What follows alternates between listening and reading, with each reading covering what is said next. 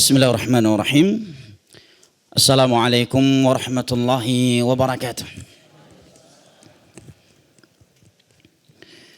Alhamdulillah wassalatu wassalamu ala Rasulillah wa ala alihi wa sahbihi wa sallama tasliman katsira, amma ba'd. Fa ahlan wa sahlan wa marhaban bikum. Ana ucapkan kepada segenap jamaah yang dimuliakan Allah, ikhwani al-kiram wa akhwati al-karimat yang ana cintai dan muliakan, rahimani Allah wa iyyakum wa baraka fikum. Tiada henti-hentinya kita memanjatkan puji dan syukur kita kehadirat Allah Rabbul Alamin yang telah berfirman di dalam Al-Quranul Karim, wa in ta'uddu ni'matallahi la tuhsuha innal insana ladzalumun kafar. Dan kalaulah kalian menghitung-hitung akan nikmat Allah atas kalian, la tuhsuha, niscaya kalian tidak akan mampu menghitungnya. Innal insana ladzalumun kafar. Sesungguhnya manusia itu pelaku kezaliman dan kekufuran. Salawat beserta salam tentunya juga selalu dan senantiasa kita sanjung sajikan kepada Nabi besar kita, keluarga dan segenap sahabat-sahabat beliau serta yang mengikuti mereka dengan kebaikan hingga hari kiamat, yang telah bersabda, wa man salaka tariqan yaltamisu fihi ilma sahalallahu lahu bihi tariqan ilal jannah. Barang siapa yang menempuh sebuah perjalanan dalam rangka menuntut ilmu agama, niscaya Allah akan mudahkan baginya jalan menuju syurga. Wa ma jatama'a qaumun fi baitin min buyutillah yatluna kitaballah wa yatadarasunahu fima bainahum illa nazalat alaihimus sakinatu wa ghasyiyatuhumur rahmatu wa hafathumul malaikatu wa dzakarahumullahu fi man indah.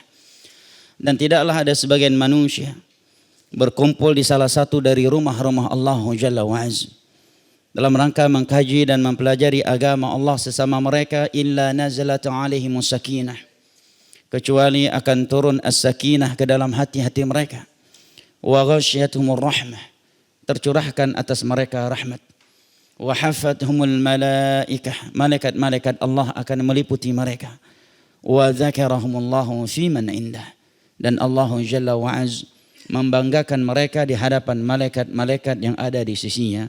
Hadis riwayat al-Imam Muslim dari Abu Hurairah radhiyallahu an.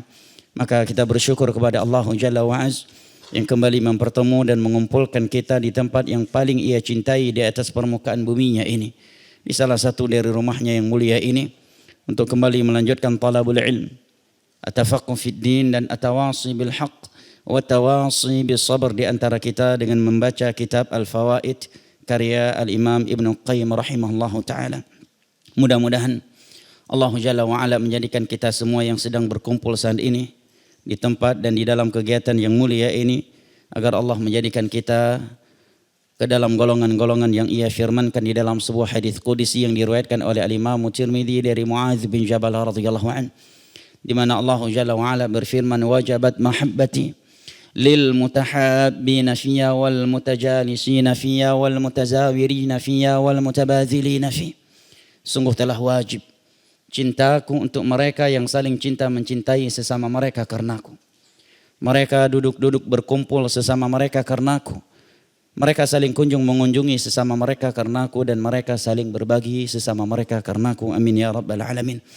Jamaah yang dimuliakan Allah, insyaallah taala kita akan membaca sebuah fasal, sebuah bab yang mana Al-Imam Ibnu Qayyim rahimahullahu ta'ala di dalam bab ini akan menjelaskan kepada kita min asraril Fatihati wa madhaminiha, rahasia-rahasia di balik surat Al-Fatihah dan kandungannya. Sebelum ana membaca rahasia-rahasia dan kandungan surat Al-Fatihah yang disebutkan oleh Al-Imam Ibnu Qayyim rahimahullahu ta'ala, ana akan bacakan tafsir surat Al-Fatihah secara ringkas dan global terlebih dahulu dari Syekh Abdurrahman As-Sa'di di dalam tafsirnya Taisir Karimir Rahman, agar faedah-faedah yang disebutkan oleh Al-Imam Ibnu Qayyim nantinya menjadi lebih mudah untuk kita pahami dan lebih mudah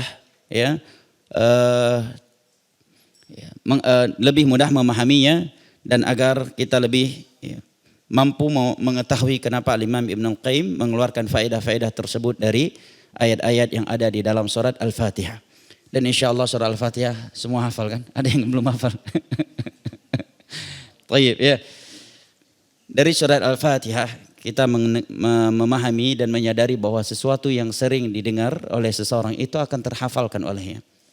Ya, dan ini jawaban bagi siapa saja yang bertanya bagaimana cara menghafal. Cara menghafal cuma satu. Setelah pertolongan dari Allah tentunya ya, banyak membaca dan mengulang-ulanginya. Kenapa surat Al-Fatihah kita dari kecil udah hafal walaupun belum bisa baca Al-Quran? Karena sering terdengar oleh kita, berulang kali. Dan itulah metode menghafal Al-Quran. Para sahabat mayoritas mereka ummiyin. Tidak mampu menulis dan tidak mampu membaca. Tetapi banyak dari mereka hafal Al-Quran. Nabi kita ummi. La yaqra'ul maktub wa la yaktubul maqru. Tidak mampu membaca yang tertulis dan tidak mampu menuliskan yang dibacakan kepadanya. Tetapi beliau hafid 30 juz Al-Quranul Karim. Kenapa? Karena ditalkinkan kepada beliau oleh Jibril alaihi salam. Inna alaina jam'ahu wa qur'ana fa idza qara'nahu fattabi' qur'ana. Apabila Jibril membacakannya, simak dulu sampai selesai, kemudian setelah Jibril alaihi salam selesai membaca ayat tersebut, ulangilah ayat itu. Nah, wala ta'jal bihi wala ta'jal bil qur'ani min qabli an yuqda ilaika wahyu. Nah, di awal-awal wahyu turun kepada Nabi sallallahu alaihi wasallam, ketika Jibril alaihi salam membacanya kepada Nabi sallallahu alaihi wasallam, maka terkadang Nabi karena saking semangatnya beliau langsung mengikuti bacaan Jibril sebelum Jibril selesai membaca ayat tersebut. Maka turunlah ayat ini menegur Nabi kita sallallahu alaihi wasallam di dalam surat Taha, "Wala ta'jal bil Qur'ani min qabli an yuqda ilaika wahyu." Janganlah kamu tergesa-gesa membacanya sebelum Jibril selesai mentalkinkannya kepadamu. Maka metode tahfidz Al-Qur'an yang paling bagus dan itu metodenya Jibril alaihi salam kepada Nabi kita dan metodenya Nabi kita sallallahu alaihi wasallam kepada para sahabatnya, serta yang dilakukan oleh para sahabat kepada para tabi'in, tabi'ut tabi'in kepada tabi'ut tabi'in dan seterusnya sampai hari ini adalah metode ini. Metode Jibril dan Nabi kita sallallahu alaihi wasallam, metode talqin. Ditalkinkan oleh seorang guru yang telah menghafal Al-Quran atau tidak menghafal tetapi dia sudah bisa membaca Al-Quran dengan baik. Nah, jadi enggak benar ya program tahfidz. Santri enggak boleh menghafal dulu kalau belum selesai membaca Al-Quran 30 juz. Dan belum boleh menghafal dulu kalau dia belum tamat Iqra 6. Jadi lambat akhirnya. Ya. Tajwid tetap berjalan, hafalan tetap ditalkin. Cuma kalau dia belum bagus bacaannya, ditalkinkan satu hari cuma satu ayat atau satu halaman, satu baris. Ya, satu baris. Para sahabat ummiyin tetapi mereka menghafal Al-Quran. Dari mana mereka mengetahui? Dari mulut Nabi SAW. Dari salat yang Nabi lakukan. Dan ketika Nabi menyampaikan di dalam penyampaian ceramah agama beliau. Demikian juga para sahabat. Serta tabi'in yang datang setelah mereka. Baik jamaah yang dimuliakan Allah.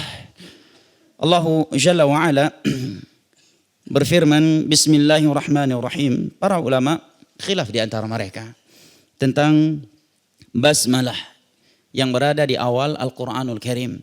Apakah ayat tersendiri yang dengannya Allah membuka Al-Quran dan bukan bagian dari Al-Fatihah, ataukah Al-Basmalah yang di awal Al-Quran ini merupakan bagian dari surat Al-Fatihah, bukan sebagai ayat yang tersendiri?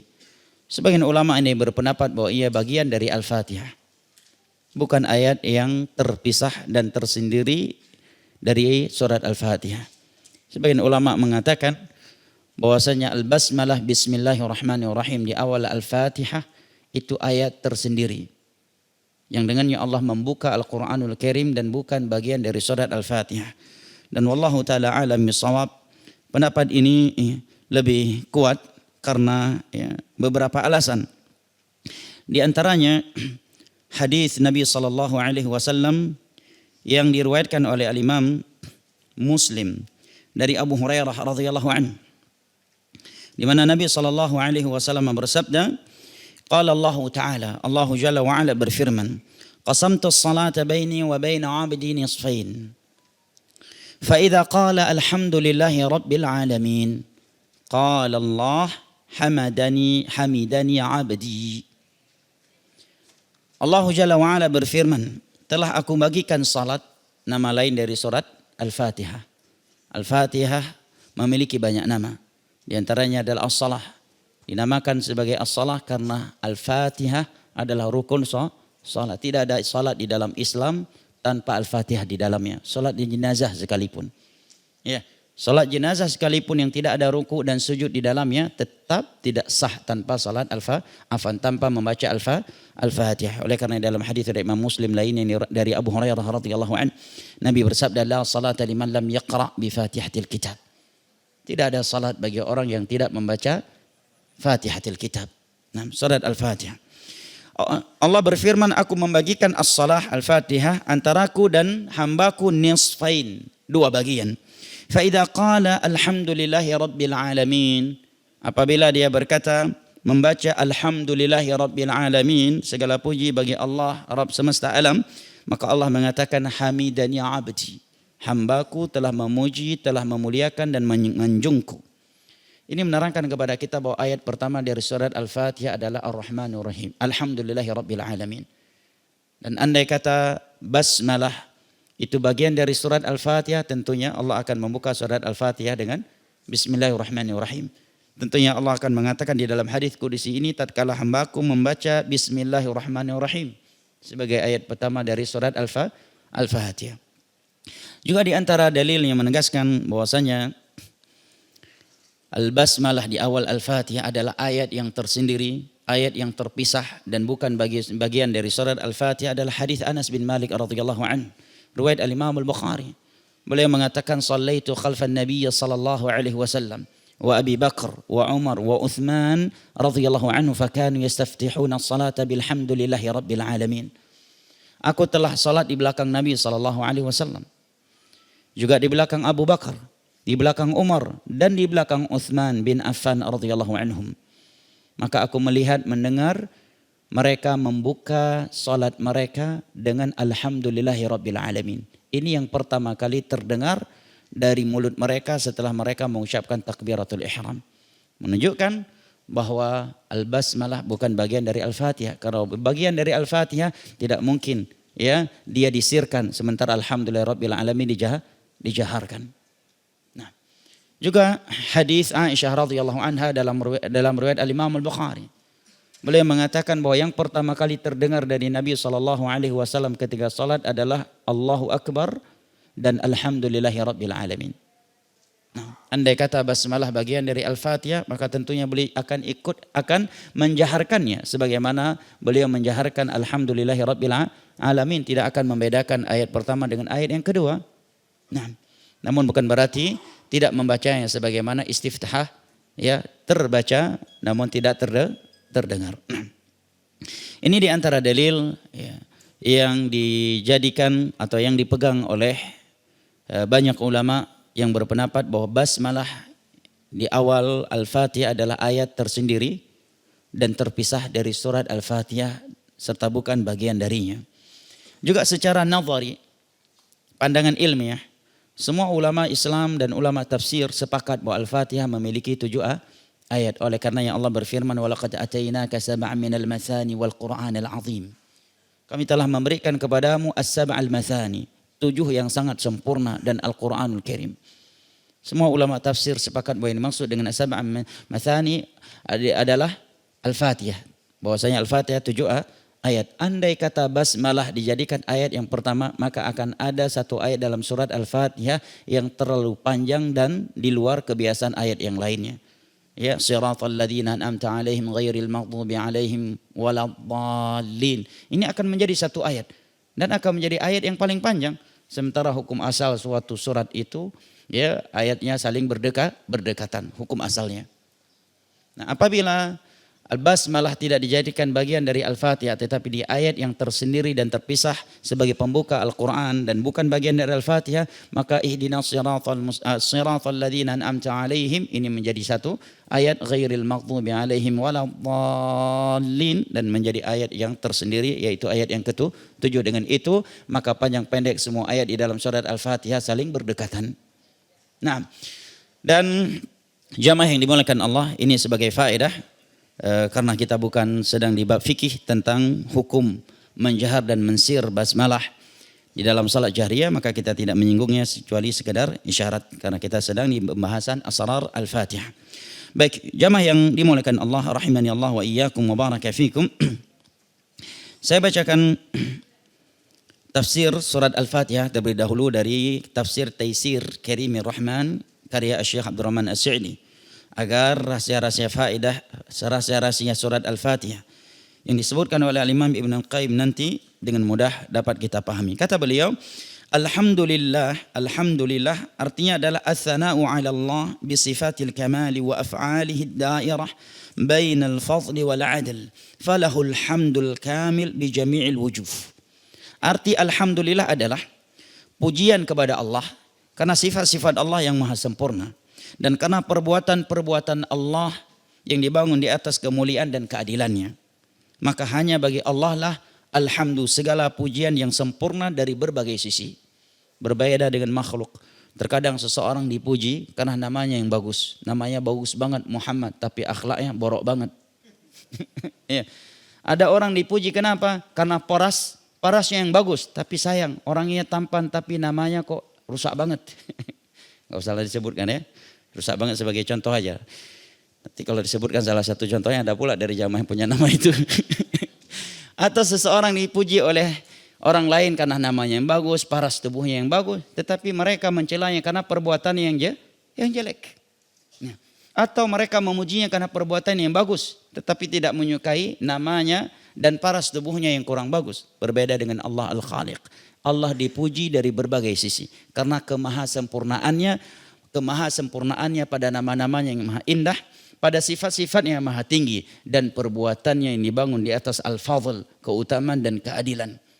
Ya. Makanya kalimat alhamdu, para ulama mengatakan al di sini al-istighraqiyah. Ya. Yang bermakna seluruh pujian dan sanjungan hanya untuk Allah Jalla wa'ala. Manusia boleh kita berikan pujian, tetapi tidak seluruh pujian dari berbagai sisinya. Boleh kita katakan ya si fulan, kita berterima kasih dan memuji si fulan. Tetapi kalimat alhamdu dengan al-istighraqiyah yang bermakna seluruh pujian yang sempurna, ini tidak boleh kita ungkapkan kecuali hanya kepada Allah Jalla wa'ala. Nah, makanya tidak boleh seorang MC berlebihan di dalam memuji ya seseorang ya di dalam suatu acara dengan mengatakan ya, semua pujian ya, semua pujian ya, dari berbagai sisi kami berikan kepada Bapak Fulan, kami hanturkan kepada pimpinan Fulan. Semua pujian dari berbagai sisinya itu hanya untuk Allah Jalla wa'ala. Adapun selain Allah Jalla wa'ala minal makhluqin, walaupun kita memujinya, maka kita memujinya dari sebagian sisi. Karena makhluk tempatnya kekurangan dan aib. Rabbil alamin, Ar-Rabb artinya adalah huwal murabbi jami'al alamin. Wahum man siwallah, yaitu yang mengatur alam semesta seluruhnya. Dan alam itu adalah sesuatu yang selain Allah. Bi khalqihi iyahum wa i'dadihi lahum al-alat. Allah dikatakan Rabb untuk alam semesta ini karena Allah yang telah menciptakan alam semesta ini. Dan Allah juga yang telah mempersiapkan untuk mereka bisa hidup di alam semesta ini. Bayangkan kalau Allah cuma menciptakan bumi dan langit. Bisa hidup enggak kita jamaah? Ya, enggak bisa. Tanpa pohon, ya, tanpa air, ya. Tanahnya semuanya sama, bebatuan, ya. Atau hanya tanah liat, ya, atau hanya tanah padang pasir, ya. Dari ujung bumi ke ujung bumi berikutnya hanya seperti itu. Tentu kita tidak akan bisa hidup. Makanya Allah mengatakan wal arda ba'da dzalika dahaha. Artinya Allah tidak hanya menciptakan bumi, tetapi setelah Allah ciptakan bumi, Allah persiapkan bumi ini sebagai tempat yang mampu ditempati oleh makhluk. Wal arda ba'da dzalika dahaha akhraja minha ma'aha wa mar'aha wal jibal arsaha mata'an lakum wa li'an'amikum.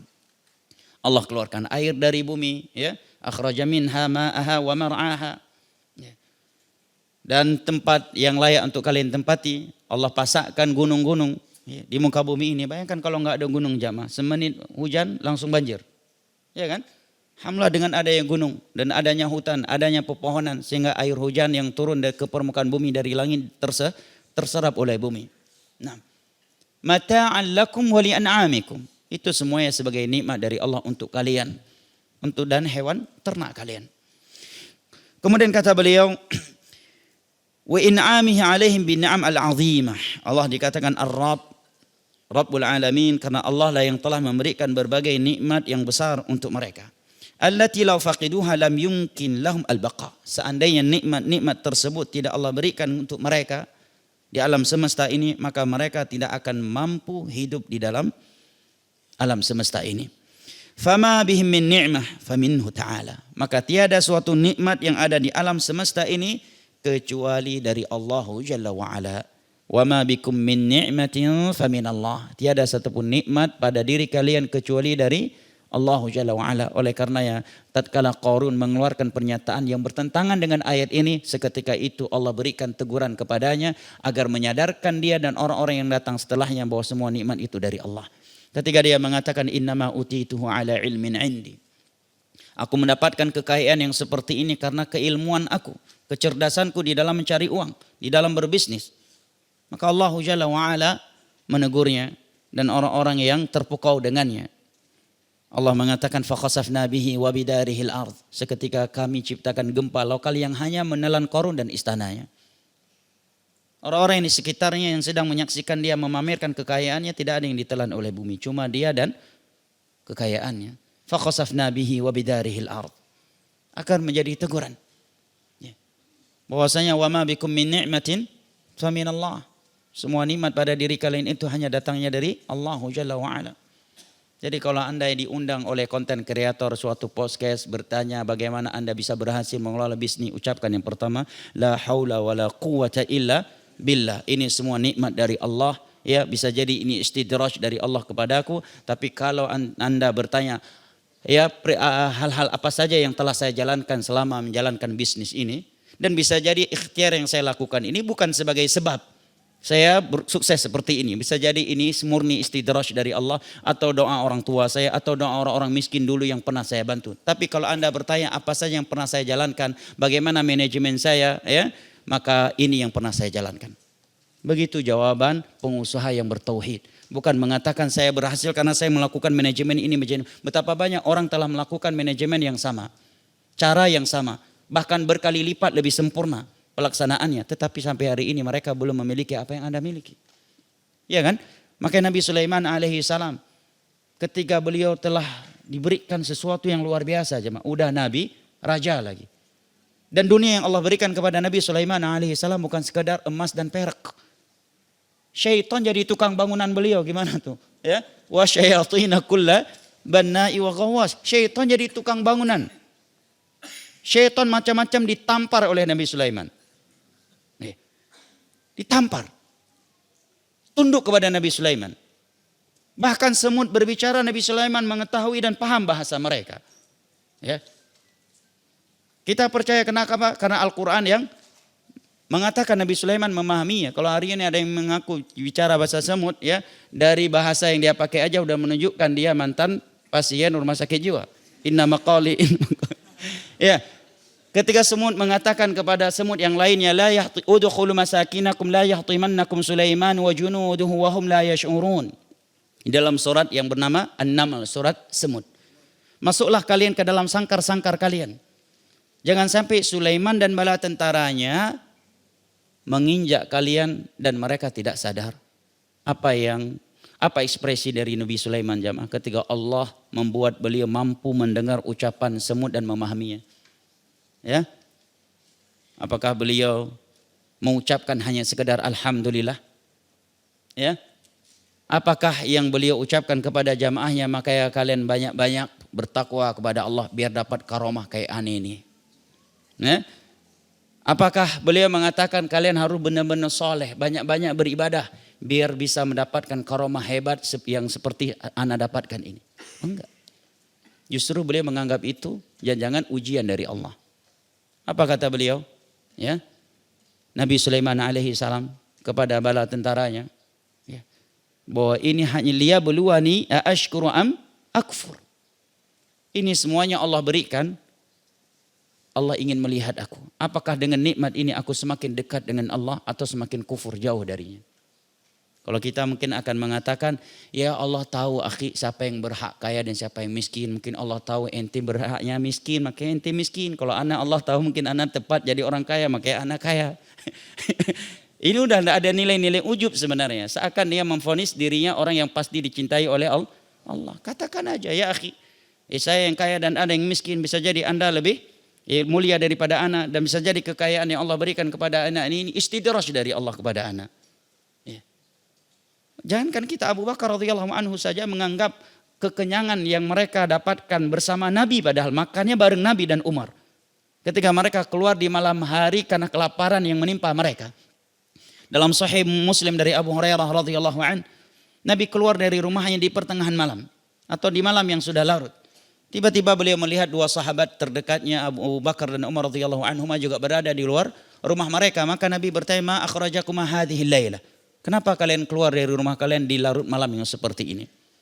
Ya, karena Nabi adalah orang yang dikenal setia dengan sahabat-sahabatnya. Ya, mengutamakan sahabatnya daripada dirinya dalam urusan dunia. Maka dengan penuh keberanian Abu Bakar dan Umar radhiyallahu anhum menjawab, akhrajanal ju' ya Rasulullah. Kami keluar karena lapar wahai Rasulullah. Menunjukkan Nabi itu seorang yang dermawan.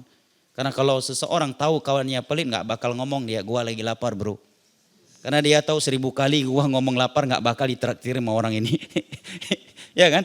Kita kalau tahu kawan dekat kita pelit, mau nggak curhat antum sama dia? Lagi banyak utang. Hah? Nggak bakal, ya kan?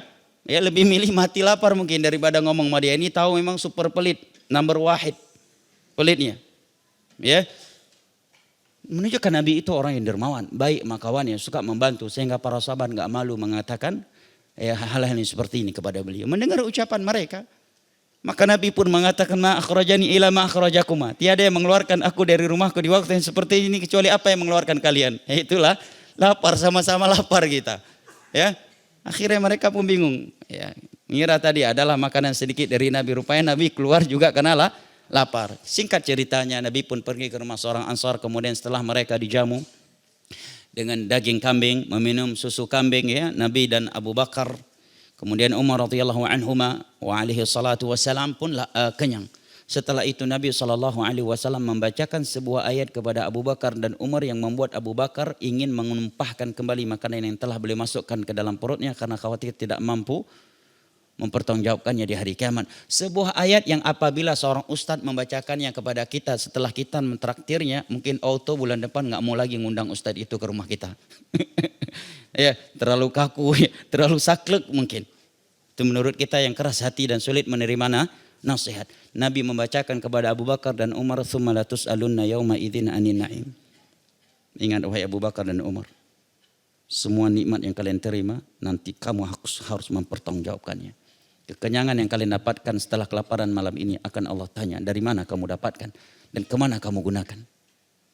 Nah, maka Abu Bakar mengatakan, seakan aku saat itu ingin memasukkan jari jemariku ke dalam mulutku dan memuntahkan kembali makanan yang telah aku makan tersebut. Bukan sebagai kufur nikmat, karena khawatir tidak mampu mempertanggungjawabkannya di hadapan Allah Jalla wa'ala. Maka anak katakan tadi, andai kata ayat ini dibacakan oleh seorang ustadz kepada kita setelah makan, mungkin langsung setelah itu nggak diundang lagi itu ustadz. Ya, antum ngajak orang, teman makan, selesai makan kenyang. Akhi, tsumma la tus'alunna yauma idzin 'anin na'im. Orang nggak terbiasa, dia nggak bersih hati. Tegang amat nih orang, saklek banget ya, kurang enak gaul sama dia. Tegang banget. Ya, tapi sebenarnya itulah persahabatan yang sesungguhnya. Padahal jamaah yang dimuliakan Allah, andai kata Abu Bakar dan Umar radhiyallahu anhum kenyang, emangnya mereka mau ngapain setelah kenyang? Ya kan? Berbeda sama kita. Minimal kita kalau udah kenyang rebahan. Minimal tuh, ya kan? Kalau nggak buat dosa ya, minimal melakukan perkara yang mubah, makruh, bahkan bisa yang haram. Kalau para Abu Bakar dan Umar radhiyallahu anhum, dosa apa kira-kira akan mereka lakukan? Walaupun tentunya tidak ada manusia yang terluput dari yang namanya dosa. Tetapi kalau kita membaca biografi para sahabat Nabi, kita akan bertanya, di manakah letak dosa mereka? Kok kita cari-cari nggak dapat? Nah. Walaupun tentunya tidak ada manusia yang terluput dari yang namanya dosa. Kullu bani Adam khata' wa khairul khata'ina tawwabun. Tetapi ini yang dibacakan oleh Nabi SAW kepada mereka. Ini untuk mendidik para sahabat Nabi untuk meyakini firman Allah tadi. Wa ma bikum min ni'matin faminallah. Alhamdulillahi rabbil alamin. Nah, ikhwani al-kiram wa akhwati al-karimat, Ar-Rahmanir Rahim, kata Syekh Abdurrahman As-Sa'di, ismani dallani ala annahu ta'ala dzur rahmah al-wasi'ah al-'azimah allati wasi'at kulla syai'. Ini adalah dua nama Allah yang menunjukkan bahwa Allah memiliki sifat rahmat yang amat luas dan agung, yang mencakup segala sesuatu. Mencakup segala dan mencakup segala sesuatu yang hidup. Kemudian Allah menetapkannya kepada mereka yang bertakwa dan mengikuti para nabi dan rasulnya. Bagi mereka rahmat yang tanpa batas, ya.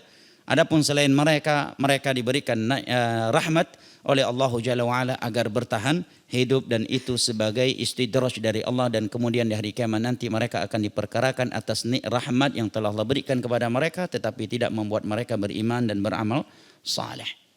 Ya. Dan jamaah yang dimuliakan Allah, ya, rahmat Allah itu maha luas. Ya. Maha luas, ya. Wasi'at kulla syai'. Bayangkan jamaah yang dimuliakan Allah, di saat kita bermaksiat kepada Allah atau sebagian hamba yang bermaksiat di dalam kamarnya kepada Allah Jalla wa'ala. Apakah mereka yang sedang bermaksiat di dalam kamarnya dengan zina, ataukah judol, ataukah menonton hal-hal yang tidak sepantasnya ditonton oleh seorang muslim yang malu dan takut kepada Allah, justru di saat dia sedang melakukannya Allah mengirimkan oksigen. Allah mengirimkan udara melalui sela-sela pintu, jendela atau AC yang dia gunakan. Kemudian dia hirup oksigen tersebut, kemudian dia gunakan untuk berzina, untuk judol, ya, dan untuk, ya, menonton hal-hal yang tidak seyogyanya ditonton oleh seorang muslim yang kenal Allah Jalla wa'ala. Adakah yang lebih dahsyat rahmatnya daripada Allah Jalla wa'ala? Makanya ketika seorang wanita dari tawanan perang bergerak atau ngesot mengambil bayinya, maka Nabi berkata kepada para sahabatnya saat itu, kalian sudah melihat betapa rahmatnya ibu ini kepada bayinya. Menurut kalian, mungkinkah ibu yang punya rahmat yang seperti ini mau melemparkan bayinya ke dalam apinya? Ke dalam api? Tanya Nabi SAW. Para sahabat semua menjawab, tentu tidak akan ada. Tidak mungkin, wahai Rasulullah. Seorang ibu yang rahmat seperti itu kepada bayinya, kemudian dia melemparkan bayinya ke dalam api. Para sahabat awalnya belum ngeh apa maksud Nabi dari pertanyaan ini. Maka Nabi pun mengatakan, lallahu arhamu min hadhihi al-ummi waladiha. Allah lebih memiliki sifat rahmat kepada seluruh hambanya, kepada kalian, daripada ibu ini terhadap bayinya. Makanya tidak sepantasnya jamaah ketika kita mendapatkan musibah, ya, kita mengeluarkan pertanyaan-pertanyaan kepada Allah yang seakan Allah bukan Ar-Rahman, bukan Ar-Rahim. Ya, kita justru mengatakan, ya Allah, kenapa saya yang dapat musibah ini bukan koruptor? Ya, kenapa Nabi tadi lewat sekilas di medsos, ya, lagi dalam perjalanan, walaupun konten, ya dapat musibah, becaknya nggak hidup, dia bilang, ya Allah, kenapa aku melulu yang dapat musibah, bukan koruptor, katanya. Ini kan walaupun konten, tapi ini menunjukkan tidak beradab kepada Allah. Makanya Nabi bilang ilmu agama itu selalu dibutuhkan. Ya. Maka Imam Ahmad mengatakan ilmu itu lebih dibutuhkan dari makan dan minum. Makan dan minum cukup sekali atau 2 kali dalam sehari. Sementara ilmu dibutuhkan setiap kali kamu menarik nafasmu. Banyak konten kreator walaupun udah berjenggot, udah ngaji, buat, ya, konten karena nggak punya ilmu, di situ mengandung perendahan kepada Allah Jalla wa'ala. Bertentangan dengan nilai-nilai penganggungan kepada Allah. Walaupun kan konten.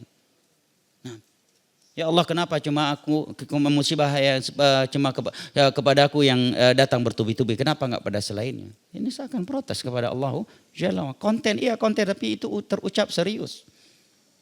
Di dalam Islam al-istihza walaupun bercanda itu tercatat, kecuali Anda dipaksa, kalau enggak mengucapkannya Anda ditembak atau Anda disiksa, itu baru dimaafkan. Nah, sangat banyak hari ini konten-konten kreator yang membawa nama dakwah, tetapi isi konten kreatornya sangat jauh dari nilai-nilai ilmu agama. Nah, lihat Ayub alaihi salam. Apa yang beliau ucapkan kepada Allah, dan beliau sedang dalam kondisi seperti itu jamaah. Mungkin kalau apa yang menimpa Nabi Ayub menimpa kita hari ini, mungkin kita akan bunuh diri jamaah. Ya, sebagian ulama tafsir mengatakan beliau diuji dengan kudis tersebut, ya, 9 tahun, 9 bulan, 9 hari dan 9 malam. Ada yang mengatakan 7 tahun. Tetapi yang rajih wallahu a'lam bishawab adalah 18 tahun. Karena riwayat dari Ibnu Jarir yang disebutkan oleh beliau dengan sanadnya. Sampai kepada Anas bin Malik radhiyallahu anhu. Nabi menyebutkan Nabi Ayub diuji dengan kudis selama 18 tahun sehingga terkadang keluar belatung-belatung dari tubuh beliau. Ya. Dan terkadang daging-daging beliau rontok. Kemudian orang tuanya diambil oleh Allah, anak-anaknya hilang. Bahkan seluruh masyarakat memboikot beliau dan beliau dibuang di salah satu tempat pembuangan sampah mereka. Enggak boleh masuk kampung. Beliau tinggal 18 tahun seorang nabi loh. Sebagai seorang nabi, sebagai seorang rasul. Bukan cuma sekedar sholat tahajud autiru wala wahida. Cuma 1 rakaat tiap malam. Ini nabi, rasul. 18 tahun tinggal di tempat pembuangan sampah negaranya. Diusir, enggak boleh masuk kampung. Karena bau yang menyengat. Tetapi ya, istri beliau tetap setia merawat beliau. Selama 18 tahun. Bertahan melawat beliau yang sudah dibuang. Karena suaminya ini beliau pun harus ikut tinggal bersamanya di tempat pembuangan sampah. Dan tidak pernah meninggalkan Nabi Ayub kecuali karena dia harus bekerja sebagai takhdumun nas. Kalau bahasa sekarang mungkin ART. Begitu selesai melakukan pekerjaannya sebagai ART membantu masyarakat, dia pun langsung pulang dan merawat Nabi Ayub alaihi salam. Nah, dalam kondisi yang seperti itu, Nabi Ayub justru mengatakan wa anta arhamur rahimin. Masaniyadh-dhur. Wahai Rabbku, aku tertimpa suatu mudarat. Adabnya Nabi Ayub, beliau tidak menisbatkan penyakit itu kepada Allah. Beliau tidak mengatakan ya Allah engkau telah menimpakan penyakit ini kepada aku. Ini adabnya beliau.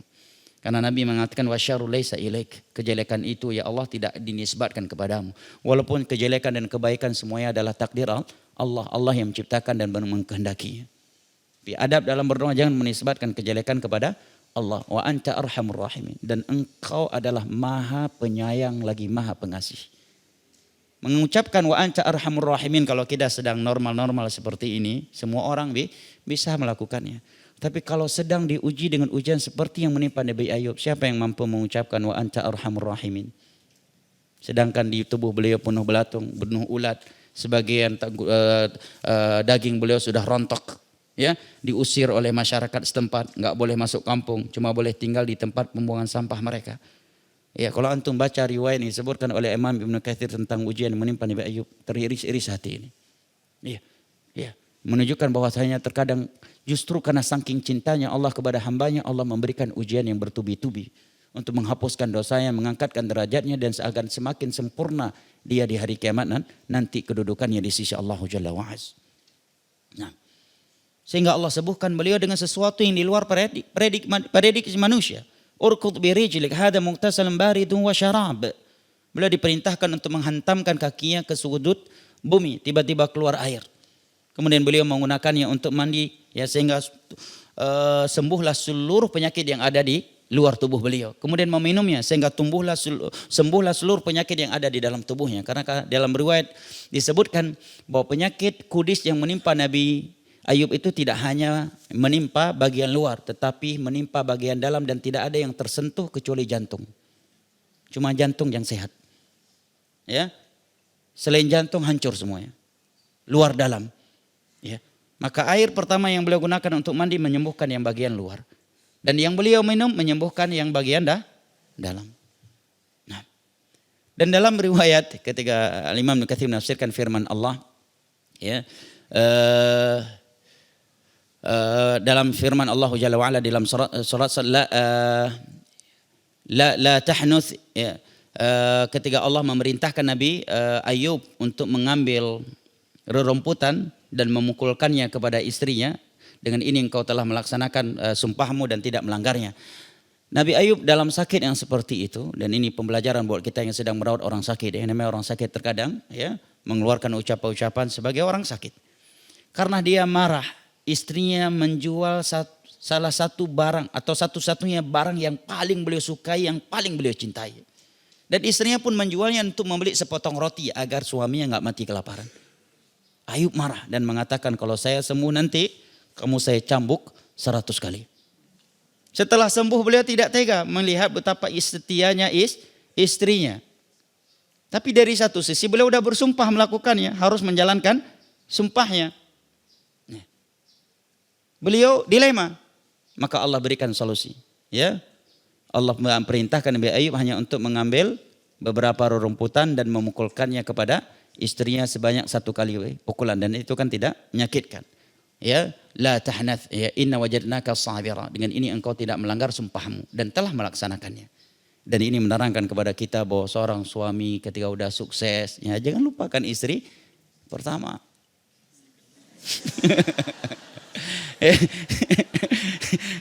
Ya, dulu pas sakit-sakitan dirawat sama istri, ya kan? Ya, dirawat luar biasa sama istri. Pas lagi kalau bahasa orang Medan lagi bokek, nggak punya duit, ya istri yang nyariin duit, yang jualan. Ketika sudah sembuh dan kaya langsung. Apakah poligami tanda ketidaksetiaan? Hah? Ada yang mengatakan justru karena udah kaya poligami, Ustadz. Kalau dulu pas masih miskin sama istri pertama poligami, itu namanya nggak ada otak, Ustadz. Udah miskin poligami lagi, itu menyusahkan istri pertama, karena udah kaya lah kita poligami. Betul juga ya? Baik. Baik. Jamaah yang dimuliakan Allah, firman Allah Maliki Yaumiddin. Al-Malik artinya adalah huwa man ittasafa bi sifatil mulk allati min athariha anhu ya'mur wa yanha. Al-Malik artinya adalah yang memiliki sifat kerajaan. Dan sifat kerajaan adalah sifat yang membuatnya bisa memberikan perintah dan larangan. Ya, artinya jamaah yang dimuliakan Allah, kalau kita meyakini Allah Maharaja, Allah adalah Maharaja kita, kenapa kita tidak tunduk kepada perintahnya dan meninggalkan larangannya? Kalau kita nggak mau terikat dengan larangan dan perintah Allah, untuk apa kita meyakini Allah Raja? Logikanya manusia saja ketika menganggap seseorang adalah raja yang mereka akan tunduk dengan aturannya. Kenapa? Karena beliau raja kita. Lalu kenapa keyakinan yang seperti itu tidak diberikan kepada Allah? Walillahil matsalul a'la laisa kamitslihi syai'. Ya, wa huwal ali al-kabir. Kita semua meyakini Allah adalah Maharaja, Malikul Mulk. Lantas kenapa kita tidak mau terikat dengan aturannya? Sementara yang namanya raja disebut raja karena dia yang memberikan perintah dan larangan. Nah. Kemudian kata beliau, wa yusib wa yu'aqib.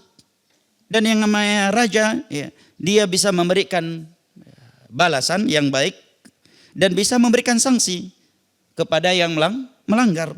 Dan dia melakukan dengan kemaharajaannya segala sesuatu yang dia inginkan. Ya. Oleh karenanya seorang muslim selalu sami'na wa ata'na dan selalu berbaik sangka kepada Allah Jalla wa'ala. Iyyaka na'budu wa iyyaka nasta'in. Hanya kepada engkaulah kami beribadah dan hanya kepada engkaulah kami memohonkan pertolongan. Maknanya kata Syekh Abdurrahman As-Sa'di adalah nakhussuka wahdaka bil ibadati wal isti'anah. Hanya kepada engkaulah kami khususkan ibadah semata dan memohonkan pertolongan. Lianna taqdimal ma'mul yufidul hasr. Karena firman Allah iyyaka na'budu yang asal susunannya bagi yang sudah belajar nahwu akan memahaminya. Asal susunannya itu adalah na'buduka wa nasta'inuk. Karena yang namanya objek itu letaknya setelah subjek dan predikat. Di dalam bahasa Arab kalau objek disebutkan sebelum predikat dan subjeknya, ini menunjukkan ada tujuan khusus di balik itu. Dan kaidah ini nggak ada dalam bahasa Indonesia. Maka ini salah satu bukti akan kekayaan bahasa Arab. Bahasa Indonesia saya pukul kamu.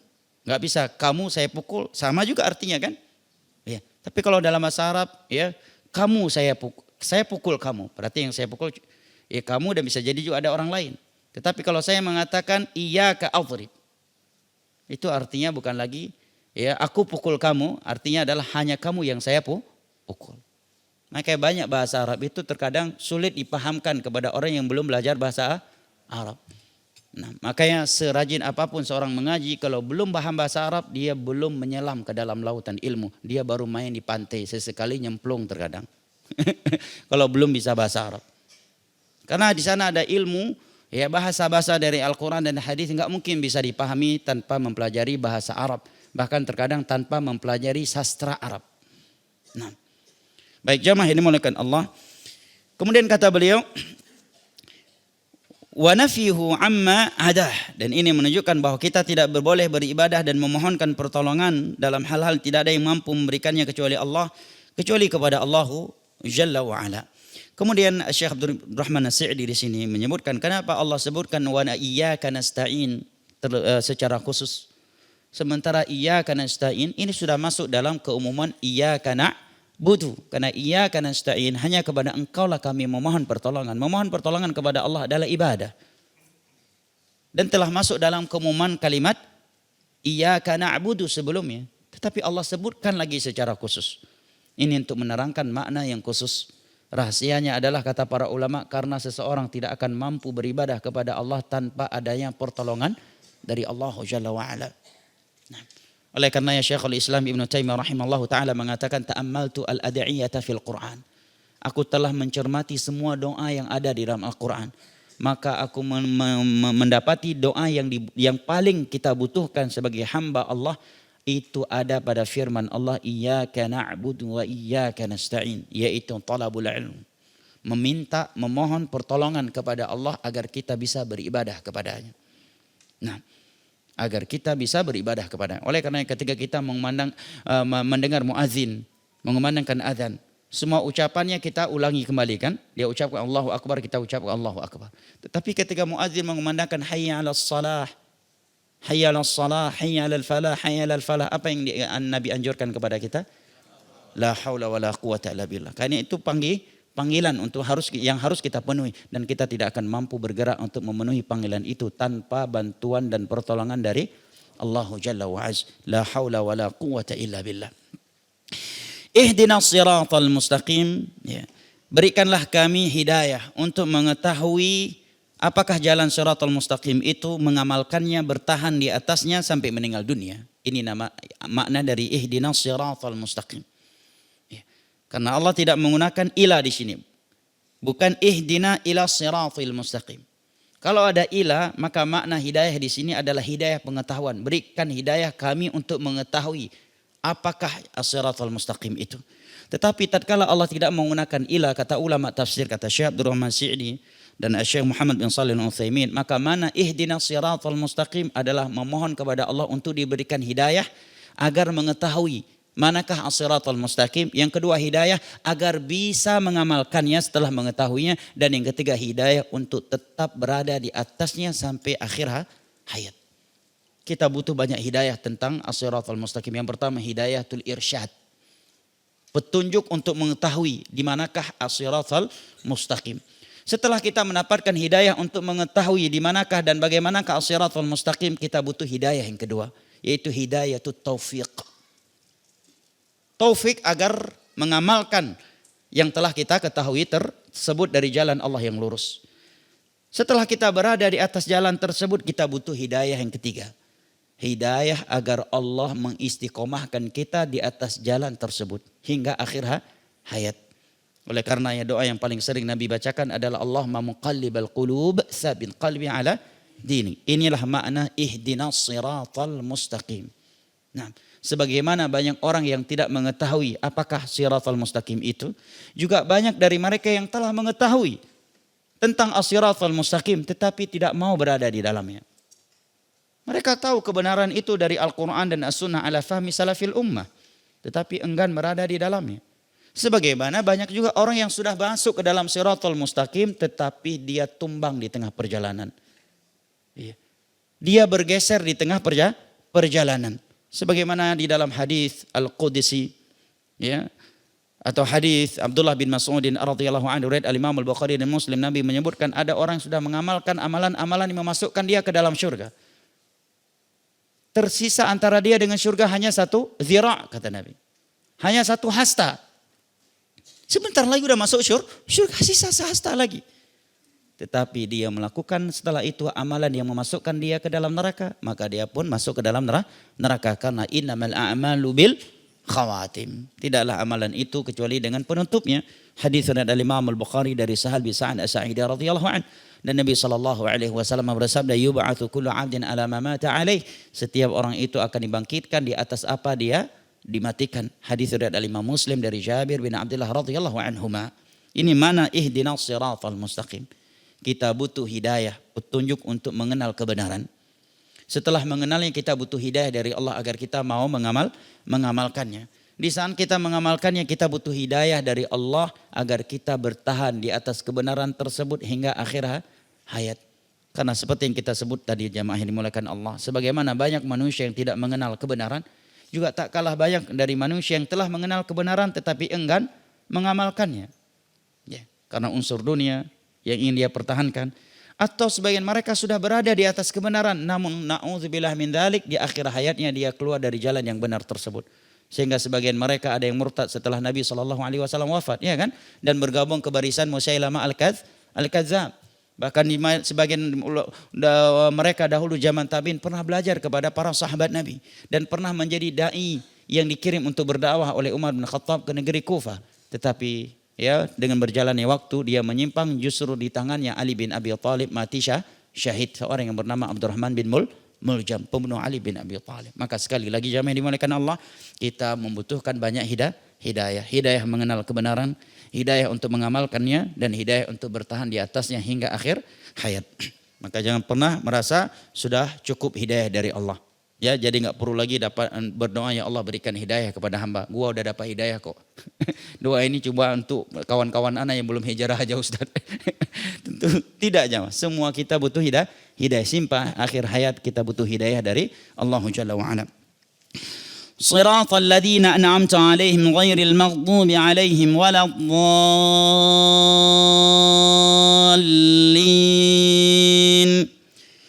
Yaitu jalan mereka yang telah engkau berikan nikmat kepada mereka.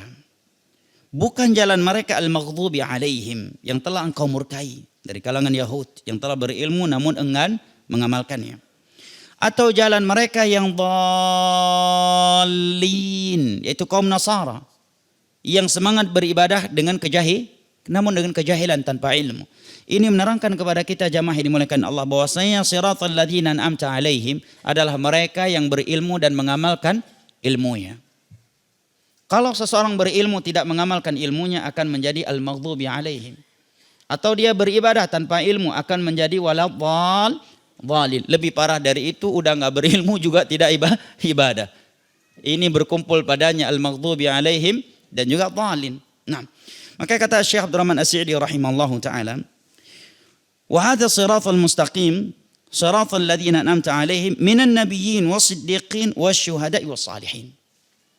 Sebagaimana firman Allah di dalam surat An-Nisa, وَمَنْ يُطِعِ اللَّهَ وَالرَّسُولَ فَأُولَٰئِكَ مَعَ الَّذِينَ أَنْعَمَ اللَّهُ عَلَيْهِمْ مِنَ النَّبِيِّينَ وَالصِّدِّيقِينَ وَالشُّهَدَاءِ وَالصَّالِحِينَ وَحَسُنَ أُولَٰئِكَ رَفِيقًا. Barang siapa yang taat kepada Allah dan Rasulnya, seseorang dikatakan telah taat kepada Allah dan Rasulnya tatkala dia mengikuti, menjalankan perintah-perintah Allah dan Rasulnya, dan meninggalkan larangan-larangan Allah dan Rasulnya. Dan itu hanya diketahui melalui jalur Al-Quran dan As-Sunnah, dengan pemahaman sebaik-baik generasi umat Islam yang telah direkomendasi oleh Al-Quran dan As-Sunnah dari kalangan para sahabatnya. Dan perintah Allah yang paling besar adalah tauhid. Sebagaimana larangan Allah yang paling keras adalah syirik, maka tidak ada ketaatan pada seseorang yang tidak mentauhidkan Allah dan berbuat syirik, walaupun tiap malam salat tahajud 51 rakaat. Walaupun dia telah membangun ribuan masjid, walaupun tiap bulan dia umrah, walaupun tiap tahun dia haji, kalau dia tidak mentauhidkan Allah dan dia masih berbuat syirik, dia bukan orang yang taat kepada Allah, walaupun dikatakan dia wali majdub, wali kutub, wali nikah sekalipun. Ya. Karena tauhid adalah perintah Allah yang paling besar di dalam Islam. Dan perintah yang pertama dalam Al-Quran, ya ayuhan nasu u'budu rabbakum walladzi khalaqakum walladzina min qablikum la'allakum tattaqun. Sebelum ayat ini tidak ada kata kerja perintah dalam Al-Quran. Dan syirik adalah sesuatu yang pertama kali terlarang dalam Al-Quran. Wala taj'alu lillahi andada wa antum ta'lamun. Nah, baik jamaah yang dimuliakan Allah, Allah mengatakan barang siapa yang taat kepada Allah dan Rasulnya maka dia akan bersama mereka yang telah Allah berikan nikmat dari kalangan para nabi, para siddiq, para syuhada dan salihin. Dan mereka adalah sebaik-baik rafiqah, teman dekat. Oleh karenanya ucapan yang terakhir kali keluar dari mulut Nabi tercinta kita sallallahu alaihi wasallam dan beliau mengucapnya sebanyak 3 kali adalah fir rafiqil a'la, fir rafiqil a'la, fir rafiqil a'la, sembari menunjukkan jari telunjuknya ke ataslah langit. Hadis Bukhari dan Muslim dari Aisyah radhiyallahu anha. Fir rafiqil a'la, bersama mereka nabiyyin, siddiqin, syuhada was salihin. Bersama mereka yang sebanyak 3 kali Nabi mengulang-ulanginya. Setelah itu beliau pun wafat dan beliau sedang berada di dalam pangkuan Aisyah radhiyallahu anha. Nah, jamaah yang dimuliakan Allah, ini menerangkan kepada kita bahwa sebaik-baik teman adalah yang taat kepada Allah dan Rasulnya. Mereka lah minan nabiyyin wasiddiqin wasyuhada'i wassalihin wa hasuna ulaika rafiqa. Oleh karenanya tidak mungkin jika seorang di dunia tidak mau berteman dengan orang-orang yang taat kepada Allah dan Rasulnya, kemudian di hari kiamat Allah berikan teman minan nabiyyin wasiddiqin wasyuhada'i wassalihin. Enggak mungkin. Di dunia teman dekatnya, CS-nya kalau bukan Abu Lahab, Abu Jahal. Yang paling mendengnya Abu Nawas. Kemudian mau dibangkitkan bersama Abu Bakar, Umar, Uthman, Ali. Ini mimpi namanya. Ini nama tamanni. Terlalu berangan-angan, terlalu jauh angan-anganmu. Dan ini hadis Nabi. Nabi yang berkata, Al-Qayyis man dana nafsahu wa amila lima ba'dal maut. Wal ajis man atba'a hawah. Wa tamanna ala Allahil amani.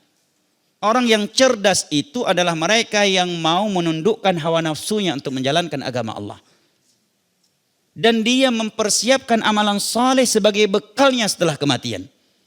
Wal ajis, dan orang yang lemah, orang yang bodoh, orang yang dungu itu adalah mereka yang selalu melampiaskan mengikuti hawa nafsunya. Terkadang hawa nafsu cuma sedikit kecil. Bisa-bisanya sebagian orang tumbang di depan hawa nafsu yang sangat kecil tersebut. Tentunya karena tidak ada taufik dari Allah. Karena orang udah tua Pak. Udah tua, udah kakek-kakek, udah punya cucu.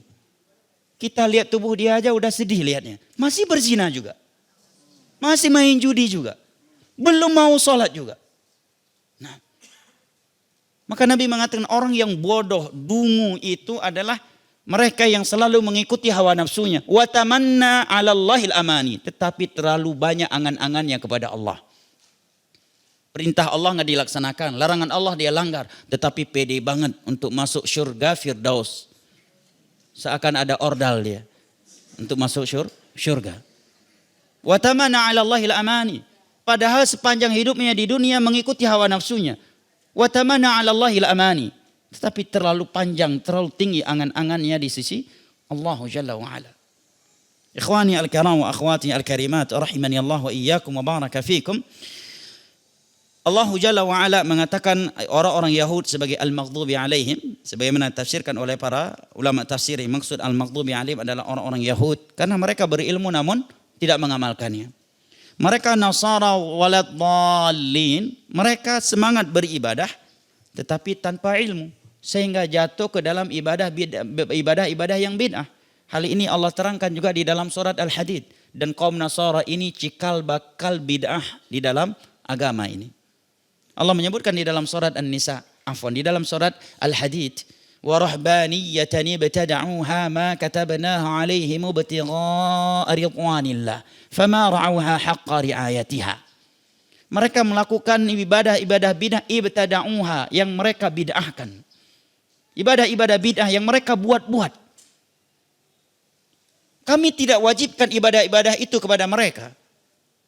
Akhirnya mereka sendiri tidak disiplin, tidak konsekuen, tidak konsisten dengan ibadah itu. Dan ini sifat ahlul bid'ah.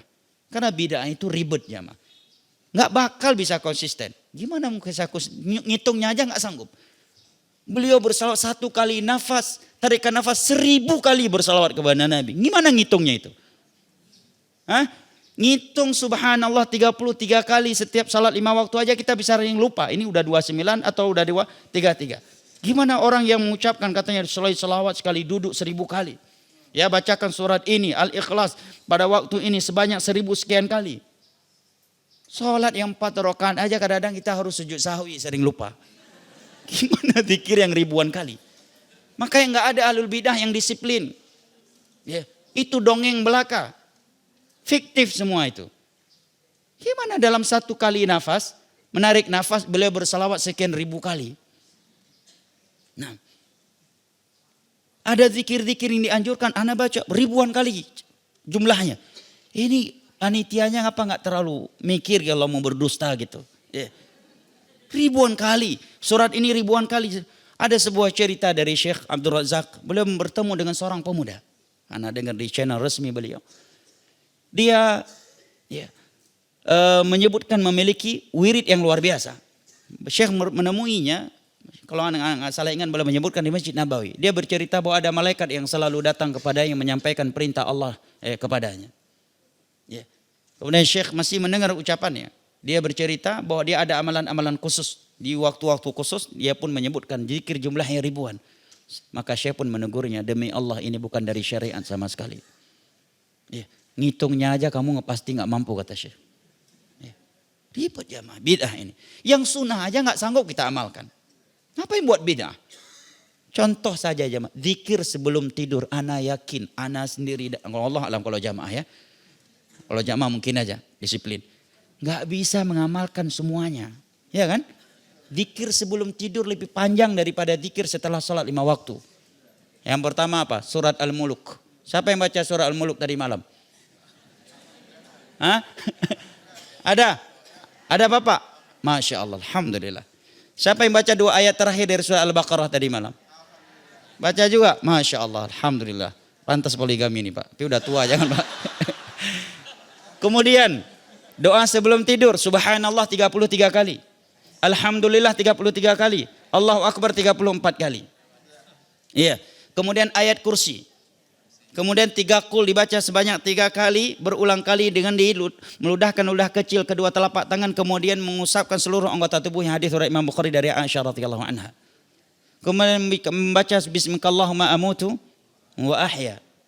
Kemudian menutupnya dan menjadikannya sebagai doa yang terakhir adalah Allahumma aslamtu nafsi ilaika wajjahtu wajhi ilaika wa fawwadtu amri ilaika walja'tu dhahri ilaik amantu bi kitabil ladzi anzala wa nabiyyikal ladzi arsalt. Kita tiap malam paling singkatnya bismikallahumma amutu wa ahya. Nanti sebulan sekali baru ini dibaca semua. Ya, ini baru zikir sebelum salat sebelum tidur. Ada zikir melihat buah-buahan sudah matang, zikir mendengar petir, zikir turun hujan, zikir keluar rumah, zikir naik kendaraan, zikir safar. Zikir ketika melihat orang seketika dapat musibah di depan kita, apa yang harus kita ucapkan. Zikir berhubungan badan aja sering lupa. Karena udah lupa nggak hafal, akhirnya ambil zikir yang paling hafal. Allahumma laka sumtu daripada nggak ada. Ngapain buat bid'ah? Yang sunnah aja ente udah pasti nggak mampu melakukannya dengan sempurna, secara disiplin dan konsisten. Makanya setelah sholat 5 waktu aja, zikir yang pertama kali kita ucapkan adalah astaghfirullah. Karena dalam sholat sekalipun kita berpotensi lalai, melakukan ketidakdisiplinan. Makanya Allah katakan tentang kaum Nasrani tadi, wa rahbaniyatan ibtada'uha ma katabnaha alaihim. Mereka melakukan rahbaniyah. Ibadah-ibadah ibtada'uha, ibadah-ibadah bid'ah yang mereka buat-buat. Maka katabnaha alaihim, kami tidak pernah perintahkan mereka untuk melakukannya. Di antara bid'ah yang dilakukan oleh kaum Nasara di dalam agama Nabi Isa alaihissalam, kata para ulama, adalah merayakan hari kelahiran Nabi Isa alaihissalam. Itu bagian dari bid'ah yang mereka buat di dalam ajaran Nabi Isa. Fama ra'auha haqqa ri'ayatiha. Sebagian mereka setelah Nabi Isa meninggal dunia, dalam Israiliyat disebutkan, mereka berpindah tempat tinggalnya, tinggal di gunung-gunung, hanya fokus beribadah kepada Allah. Fama ra'auha haqqa ri'ayatiha. Tapi mereka tidak konsisten, enggak komit juga dengan bidah-bidah mereka itu. Ya, enggak komit. Bahkan saking enggak komitnya orang yang melakukan bidah itu, yang wajib menjadi gugur gara-gara bidah. Pulang zikir akbar jam 1 malam, gimana mau sholat subuh? Pas sholat subuh ngantuk. Karena selesai zikir akbarnya jam 1 malam. Pulang jam 1 malam. Tidur setengah 2. Subuh dikumandangkan. Dia enggak sholat jamaah. Atau mungkin sholatnya setelah keluar waktu subuh ya. Demi melakukan bid'ah tadi malam. Nah. Makanya Nabi mengatakan. Inna hadad din yusr. Wa la yushadad dina ahadun illa ghalabah. Hadis dari Imam Al-Bukhari dari Abu Hurairah radhiyallahu anhu. Agama ini mudah. Tidak ada yang memberat-beratkan dirinya di dalam agama ini dengan hal-hal yang tidak ada anjuran dari Allah dan Rasulnya. Ghulu, ekstrim, illa ghalabah, kecuali ujung-ujungnya dia akan KO dengan bid'ahnya itu, dengan sifat ghulunya itu, dengan sikap ekstrimnya itu. Ujung-ujungnya yang bid'ah itu dia tinggalkan, sholat 5 waktu pun tidak lagi. Ana pernah bertemu dengan seseorang, dia penjual kelapa muda dan gak ada kaitan kesesatannya dengan kelapa mudanya ya. Di sebuah daerah bertiga waktu itu sama ikhwah, minum dah kelapa muda. Akhirnya dia bercerita tentang tarikat, bahwa dia pernah mengikuti suatu tarikat yang mengharuskan dia puasa putih 40 hari berturut-turut. Dia mengatakan gak boleh putus, kalau putus mulai lagi dari awal. Ana masih dengar, belum ana potong, karena di tangannya ada parang kan sambil muka kelapa. Potong nanti parang pindah pula nanti kan ke leher kita. Ya, dalam hati ana mau nyeletup. Lebih hebat dong dari puasa Ramadan. Puasa Ramadan aja kalau putus di tengah jalan nggak mulai dari nol, ya kan? Yang kita qadha cuma hari yang kita buka. Ini ada puasa kalau putus di pertengahan jalan harus mulai dari nol lagi. Dianjurkan untuk makan nasi putih. Tidak boleh makan daging-dagingan karena daging itu menciptakan darah katanya. Dan syaitan menjalar di peredaran darah. Hadisnya benar, tapi bukan begitu pemahamannya. Karena memang ada hadis ya. Inna syaitan yajri fi bani Adam majrad dam. Ya, syaitan itu menjalar di tubuh anak Adam melalui peredaran darah. Bukan berarti nggak boleh makan daging. Nabi makan daging kok, beliau menyampaikan hadis itu. Ya, katanya nggak boleh makan daging-dagingan dulu. Kemudian kalaupun pakai kuah bening. Ya. Mereka melakukannya di kuburan-kuburan yang dianggap para wali dan pakai cadar. Karena belajar untuk tidak memandang dunia. Siapa yang melarang Anda memandang dunia? Ya, antum boleh buka di YouTube itu. Di sebagian tempat namanya suluk. Coba antum klik ya. Ibadah suluk. Sebagian daerah dinamakan tawajuh. Itu pakai cadar, Pak. Pas sholat 5 waktu mereka tutup wajah. Laki-laki, istri nggak pakai cadar. Ya. Pakai cadar sholat. Bahkan ketika kiainya ngisi kajian, murid-muridnya sebagiannya pakai cadar. Laki-laki, karena sedang menjalankan tarekat suluk. Begitu selesai dia bicara, adzan dikumandangkan. Kami mayko pergi salat berjamaah, dia masih jualan kelapa. Anak canda mayko, udah makrifah dia mah, udah beda kelas, udah nggak salat lagi.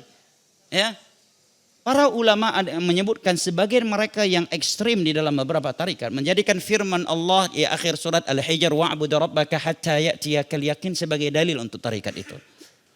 Beribadahlah engkau kepada Rabbmu sehingga al-yakin telah datang kepadamu. Beliau udah di tingkat ma'rifah. Kalau kita yang melakukan apa yang beliau lakukan berdosa karena kita bukan wali majdzub. Tapi kalau beliau melakukannya itu bukan dosa. Nah, padahal al-yakin di dalam ayat itu maknanya adalah kematian. Selama ente belum modar tetap ibadah ente. Itu maknanya. Ya, selama ente masih hidup belum mati ibadah ente. Kapan nggak perlu ibadah lagi kalau ente udah mati? Kok dibawa kepada tarekat ma'rifah. Nah, akhirnya dan terbukti adzan dikumandangkan dia masih jualan kelapa, enggak sholat. Allah alam apakah sholat di situ. Ya. Pada sebelumnya luar biasa meribetkan diri dengan tarekat di puasa 40 hari berturut-turut. Benar persis seperti ayat tadi. Fama ra'auha haqqa ri'ayati. Mereka enggak bakal disiplin dengan itu. Mereka enggak bakal konsisten dengan ibadah bid'ah yang mereka lakukan itu. Bahkan sebagian mereka ketika pergi umrah menganjurkan kepada jamaah untuk pindah mazhab dulu. Dari Syafi'i ke Hambali agar kalau bersentuhan dengan lawan jenis tidak batal wudunya. Enak banget. Ya, Allahul musta'an. Nggak bisa disiplin jamaah. Ya. Allahul musta'an. Fama ra'auha haqqa ri'ayatiha. Ini menerangkan kepada kita jamaah yang dimuliakan Allah bahwasanya ghairil maghdubi alaihim waladdallin, bahwa jalan as-siratal mustaqim adalah jalan di mana seseorang mengenal kebenaran, berilmu dan mengamalkan ilmunya. Ini makna dari surat Al-Fatihah secara umum. Maka berikut ini kita akan membaca min asraril Fatihah wa madhaminiha agar nyambung. Rahasia-rahasia di balik Al-Fatihah dan kandungannya. Namun waktunya sudah habis. Padahal kita baru muqaddimah. Masuk ke sesi tanya jawab atau lanjut bahasan? Tanya jawab. Bulan depan baru kita baca ini ya. Baik, barakallahu fikum. Baik, silakan jika ada hal yang mau disampaikan. Kalau ada pertanyaan silakan disampaikan. Dilarang curhat rumah tangga. Kalau mau curhat rumah tangga ke mahkamah. Baik, kecuali tujuannya untuk bertanya hukum ya. Nah.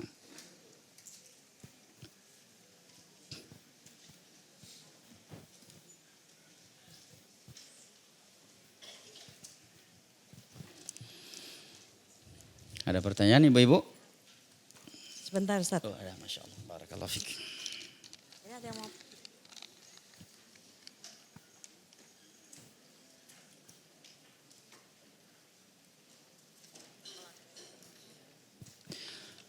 Di sini ada pertanyaan. Assalamualaikum warahmatullahi wabarakatuh. Sebagian orang mengajarkan baca Al-Fatihah untuk maulid dan yang lainnya, mayit. Apa ya ada dalilnya? Barakallahu fiik. Ini mungkin masuk dalam keumuman bahasan hukum menghadiahkan pahala bacaan Al-Quran kepada orang yang telah meninggal. Kalau pembahasannya yang seperti ini diterbahas di kalangan ulama tanpa mengkhususkan Al-Fatihah dari surat yang lainnya. Ya, hukum menghadiahkan pahala baca Al-Quran kepada orang yang telah meninggal. Ini bahasan ilmiah dan terjadi kesilangan pendapat yang mu'tabar di kalangan ulama dahulu. Ini perbedaan bukan antara sunni dan ahli bid'ah. Tetapi ini khilaf yang mu'tabar di kalangan ahli fiqh. Jazakallah khair. Sebagian ulama berpendapat boleh karena mereka berdalil dengan kaidah umum. Karena pahala ibadah itu adalah udah milik dia, Allah yang kuasakan kepadanya. Dan seseorang boleh menghadiahkan apa yang dia kuasai. Dan kias kepada sedekah atas nama orang yang telah meninggal, membayar utang puasanya. Pendapat yang kedua mengatakan tidak dianjurkan. Memang secara nazari, secara logika ilmiah tadi benar demikian. Tetapi praktek Nabi dan para sahabatnya menunjukkan itu tidak dianjurkan. Nabi seumur hidupnya tidak pernah khusus baca Al-Quran demi menghadiahkan pahalanya kepada Khadijahnya, kepada anak cucunya yang telah wafat. Demikian juga para sahabat. Dan Abdullah bin Mas'ud radhiyallahu anhu mengatakan kullu ibadatin lam yata'abbadha ashabu Muhammadin sallallahu alaihi wasallam fala tata'abbaduha. Setiap ritual ibadah yang belum pernah dikerjakan oleh Nabi dan para sahabatnya jangan kalian lakukan. Dan mengkhususkan Al-Fatihah di momen-momen khusus ini sesuatu yang muhdats. Sesuatu yang bid'ah. Saya bacakan ucapan Syekh Utsaimin ya, di dalam tafsir Al-Fatihah beliau. Berbentuk PDF di sana. Kata beliau wa qad ibtada'a ba'dun nas al-yawm fi hadhihi surah bid'ah. Hari ini sebagian manusia telah menciptakan banyak bid'ah di dalam surat Al-Fatihah ini. Fasaru yakhtimuna biha ad-du'a. Mereka menjadikan Al-Fatihah sebagai penutup doa. Selesai doa Al-Fatihah. Baru selesai doa. Ya, atau terkadang yabtadi'una biha al-khutab. Mereka menjadikan pembuka ceramah. Al-Fatihah. Baca dulu baru ceramah, baru ngobrol. Nah, wa yaqra'una inda ba'dil munasabat. Dan mereka menjadikan Al-Fatihah sebagai surat pilihan khusus di momen-momen tertentu. Ya, sebelum makan Al-Fatihah dulu. Ya, kenapa enggak Al-Baqarah dulu? Lebih mantap, lebih panjang. Kenapa enggak? Kan alasannya katanya Al-Fatihah surat yang bagus. Setelah sholat kenapa enggak sesekali Al-Baqarah, apa enggak bubar semua jamaah tuh? Ya kelamaan katanya Al-Baqarah mah 2 juz setengah. Wa hadza ghalat. Ini semua kesalahan. Tajid mathalan idza da'a. Sebagai contoh setiap kali selesai dia berdoa, kemudian dia berdoa, maka dia berkata kepada jamaahnya Al-Fatihah. Ya. Alhamdulillah, setelah itu baru berdoa. Ya, wa ba'dun nas yabtadi'una biha khutbah. Sebagian mereka menjadikan Al-Fatihah sebagai pembuka ceramah dan khutbah Jumatnya. Ya, ini semua yang enggak ada dalilnya. Kenapa? Li'annal ibadat mabnaha 'ala tauqif wal ittiba'. Karena ibadah itu harus dibangun di atas dalil dan pengikutan terhadap Nabi sallallahu alaihi wasallam atau perbuatan sahabat beliau yang telah diikrarkan oleh Nabi sallallahu alaihi wasallam. Nah, wallahu a'lam bishawab. Di sini ada pertanyaan. Assalamualaikum Ustaz. Waalaikumsalam warahmatullahi wabarakatuh. Ini agak berat dikit nih kayaknya nih. Mudah-mudahan orangnya nggak ada di kajian ini. Ketika seorang menikah siri, ya, lalu suaminya mengucapkan hubungan kita cukup sampai di sini, apakah sudah jatuh talak? Yang pertama jamaah yang dimuliakan Allah, kita harus sepakati dulu tentang definisi nikah siri. Yang antum pahami dalam penggunaan bahasa sehari-hari nikah siri itu seperti apa? Kalau yang ana pahami nikah siri itu adalah nikah yang mencukupi syarat secara syar'i namun tidak memenuhi syarat administrasi yang formal secara negara. Betul? Sepakat ya? Kalau nikahnya seperti ini punya wali ya ada saksi minimal 2 orang secara sah. Ya. Secara nasihat bagaimana? Dilihat dirinci. Secara umum tidak dinasihati. Kenapa? Yang pertama melanggar aturan negara. Ya ayyuhalladzina amanu athi'ullaha wa athi'ur rasul wa ulil amri minkum. Perintah untuk taat kepada aturan negara selama tidak melanggar agama Allah. Yang kedua, berpotensi kehancuran masa depan anaknya. Begitu anaknya lahir, gimana buat akte? Ya kan? Enggak punya akte gimana mau sekolah? Orang sunnah itu mikirnya bijak dia, enggak asal-asalan. Ya. Yang ketiga, membuat antum bermudah-mudahan untuk talak. Ya, untuk talak. Secara umum demikian ya. Tapi ada kondisi-kondisi tertentu justru nikah siri itu yang terbaik untuk dua pihak. Untuk kedua pihak mereka dan keluarga mereka. Ada kondisi-kondisi seperti itu. Si wanita malah lebih teruntungkan dan lebih nyaman nikah siri. Yang laki-laki juga demikian. Ya. Karena masalah dan mafsadah yang mereka alami sendiri dan kita tidak ketahui. Maka secara hukum kita katakan secara hukum syar'i sah.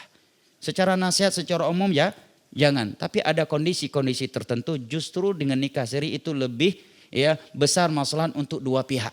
Untuk semua pihak dari mereka. Nah apabila dia mengatakan hubungan kita sudah cukup sampai di sini. Ini termasuk kalimat-kalimat yang umum di dalam bahasa talak. Kalimat dalam bahasa talak itu ada alfaz yang memang muayyanah. Kata-kata yang tidak ada makna lain kecuali makna talak. Tapi ada kata-kata yang global, yang bersayap. Maka diminta kepadanya untuk menjelaskan apa yang antum maksud ini. Apakah maksudmu ini talak? Kalau maksud iya, berarti jatuh talak satu.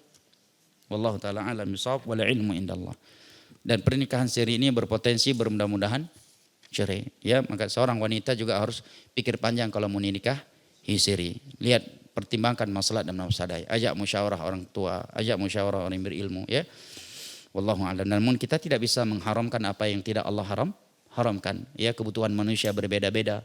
Masalah dan mafsadah mereka juga berbeda-beda. Kita tidak bisa menjadikan masalah dan mafsadah untuk diri kita sebagai tolak ukur untuk orang lain. Nah, wallahu a'lam bishawab. Izin bertanya, apakah boleh kita salat taubat sesering mungkin bahkan hampir setiap hari dan adakah hadisnya? Mohon penjelasannya, syukran. Wallahu a'lam bishawab. Ditanyakan oleh kepada banyak ulama di antara Majmu' Fatwa Syekh Utsaimin dan juga Syekh Syalbani. Salat taubat salah satu dari salat sunnah dianjurkan. Oleh karena setiap kali kita mengkaji fikih salat sunnah selalu disebutkan salat taubat salah satu dari salat sunnah. Mereka berdalil dengan dalil umum dan dalil khusus. Dalil umum adalah firman Allah, innal hasanat yudhhibna sayyi'at. Sesungguhnya kebaikan itu akan menghapuskan kejelekan. Dan salat adalah min a'zamil hasanat, termasuk dari hasanat yang paling besar. Dalil khusus adalah hadis yang datang dari Ali bin Abi Thalib tentang salat taubat. Namun apakah melakukannya sebanyak mungkin? Untuk yang ini ana enggak berani menjawab. Wallahu a'lam bishawab, la adri. Assalamualaikum Ustaz. Waalaikumsalam warahmatullahi wabarakatuh. Afwan, ana izin bertanya, saat kita salat berimam, kapan Al-Fatihah kita baca? Jazakumullahu khairan. Wa iyyakum. Para ulama menyebutkan di beberapa tempat. Yang pertama, di saat saktah antara Al-Fatihah dan bacaan. Diamnya imam antara Al-Fatihah dan surat berikutnya. Yang kedua adalah di saat imam selesai satu ayat, kita pun membacakan ayat yang telah ia selesai membaca itu. Dan ana pernah bertanya kepada beberapa guru ketika di Yaman, guru fikih, bahwa apakah boleh seorang makmum di dalam salat jahriyah membaca Al-Fatihah sebelum imam yang membaca? Kata beliau, tidak mengapa. Karena itu tidak termasuk dalam larangan mendahului imam. Karena larangan dalam mendahului imam adalah dalam harakat. Terkadang seorang udah lebih duluan membaca selesai baca istiftah. Kalau dia nunggu imam terkadang lupa. Karena sudah mendengar bacaan imam. Ya, dia lebih duluan, akhirnya ketika dia selesai waladhdallin dia tahan nggak amin dulu, kemudian ketika imam sudah waladhdallin dia pun amin, sehingga amin dia berbarengan dengan amin imam. Ketika dia mengaminkan imam, dia juga sudah selesai membaca Al-Fatihah. Dan Nabi bersabda, "Idza amana al-imamu fa aminu fa inna man wafaqa ta'minu ta'min al-iman ta'min al-malaikah ghufira lahu ma taqaddama min dambi." Hadis Bukhari Muslim. Apabila imam mengucapkan amin, maka aminlah oleh kalian. Karena barang siapa yang aminnya bertepatan dengan aminnya para malaikat, maka akan diampuni dosa-dosa yang telah berlalu. Maka insya Allah tidak mengapa jika seorang membacanya sebelum imam membacanya. Insya Allah itu tidak termasuk dalam larangan mendahului imam. Karena larangan mendahului imam itu dalam bab harakat, pergerakan yang zahirah. Ruku sebelum imam ruku, bangun dari ruku sebelum imam bangun dari ruku, takbir sebelum imam bertakbir. Wallahu a'lam bishawab, wal ilmu indallah. Masih ada lagi? Ibu, nah silakan.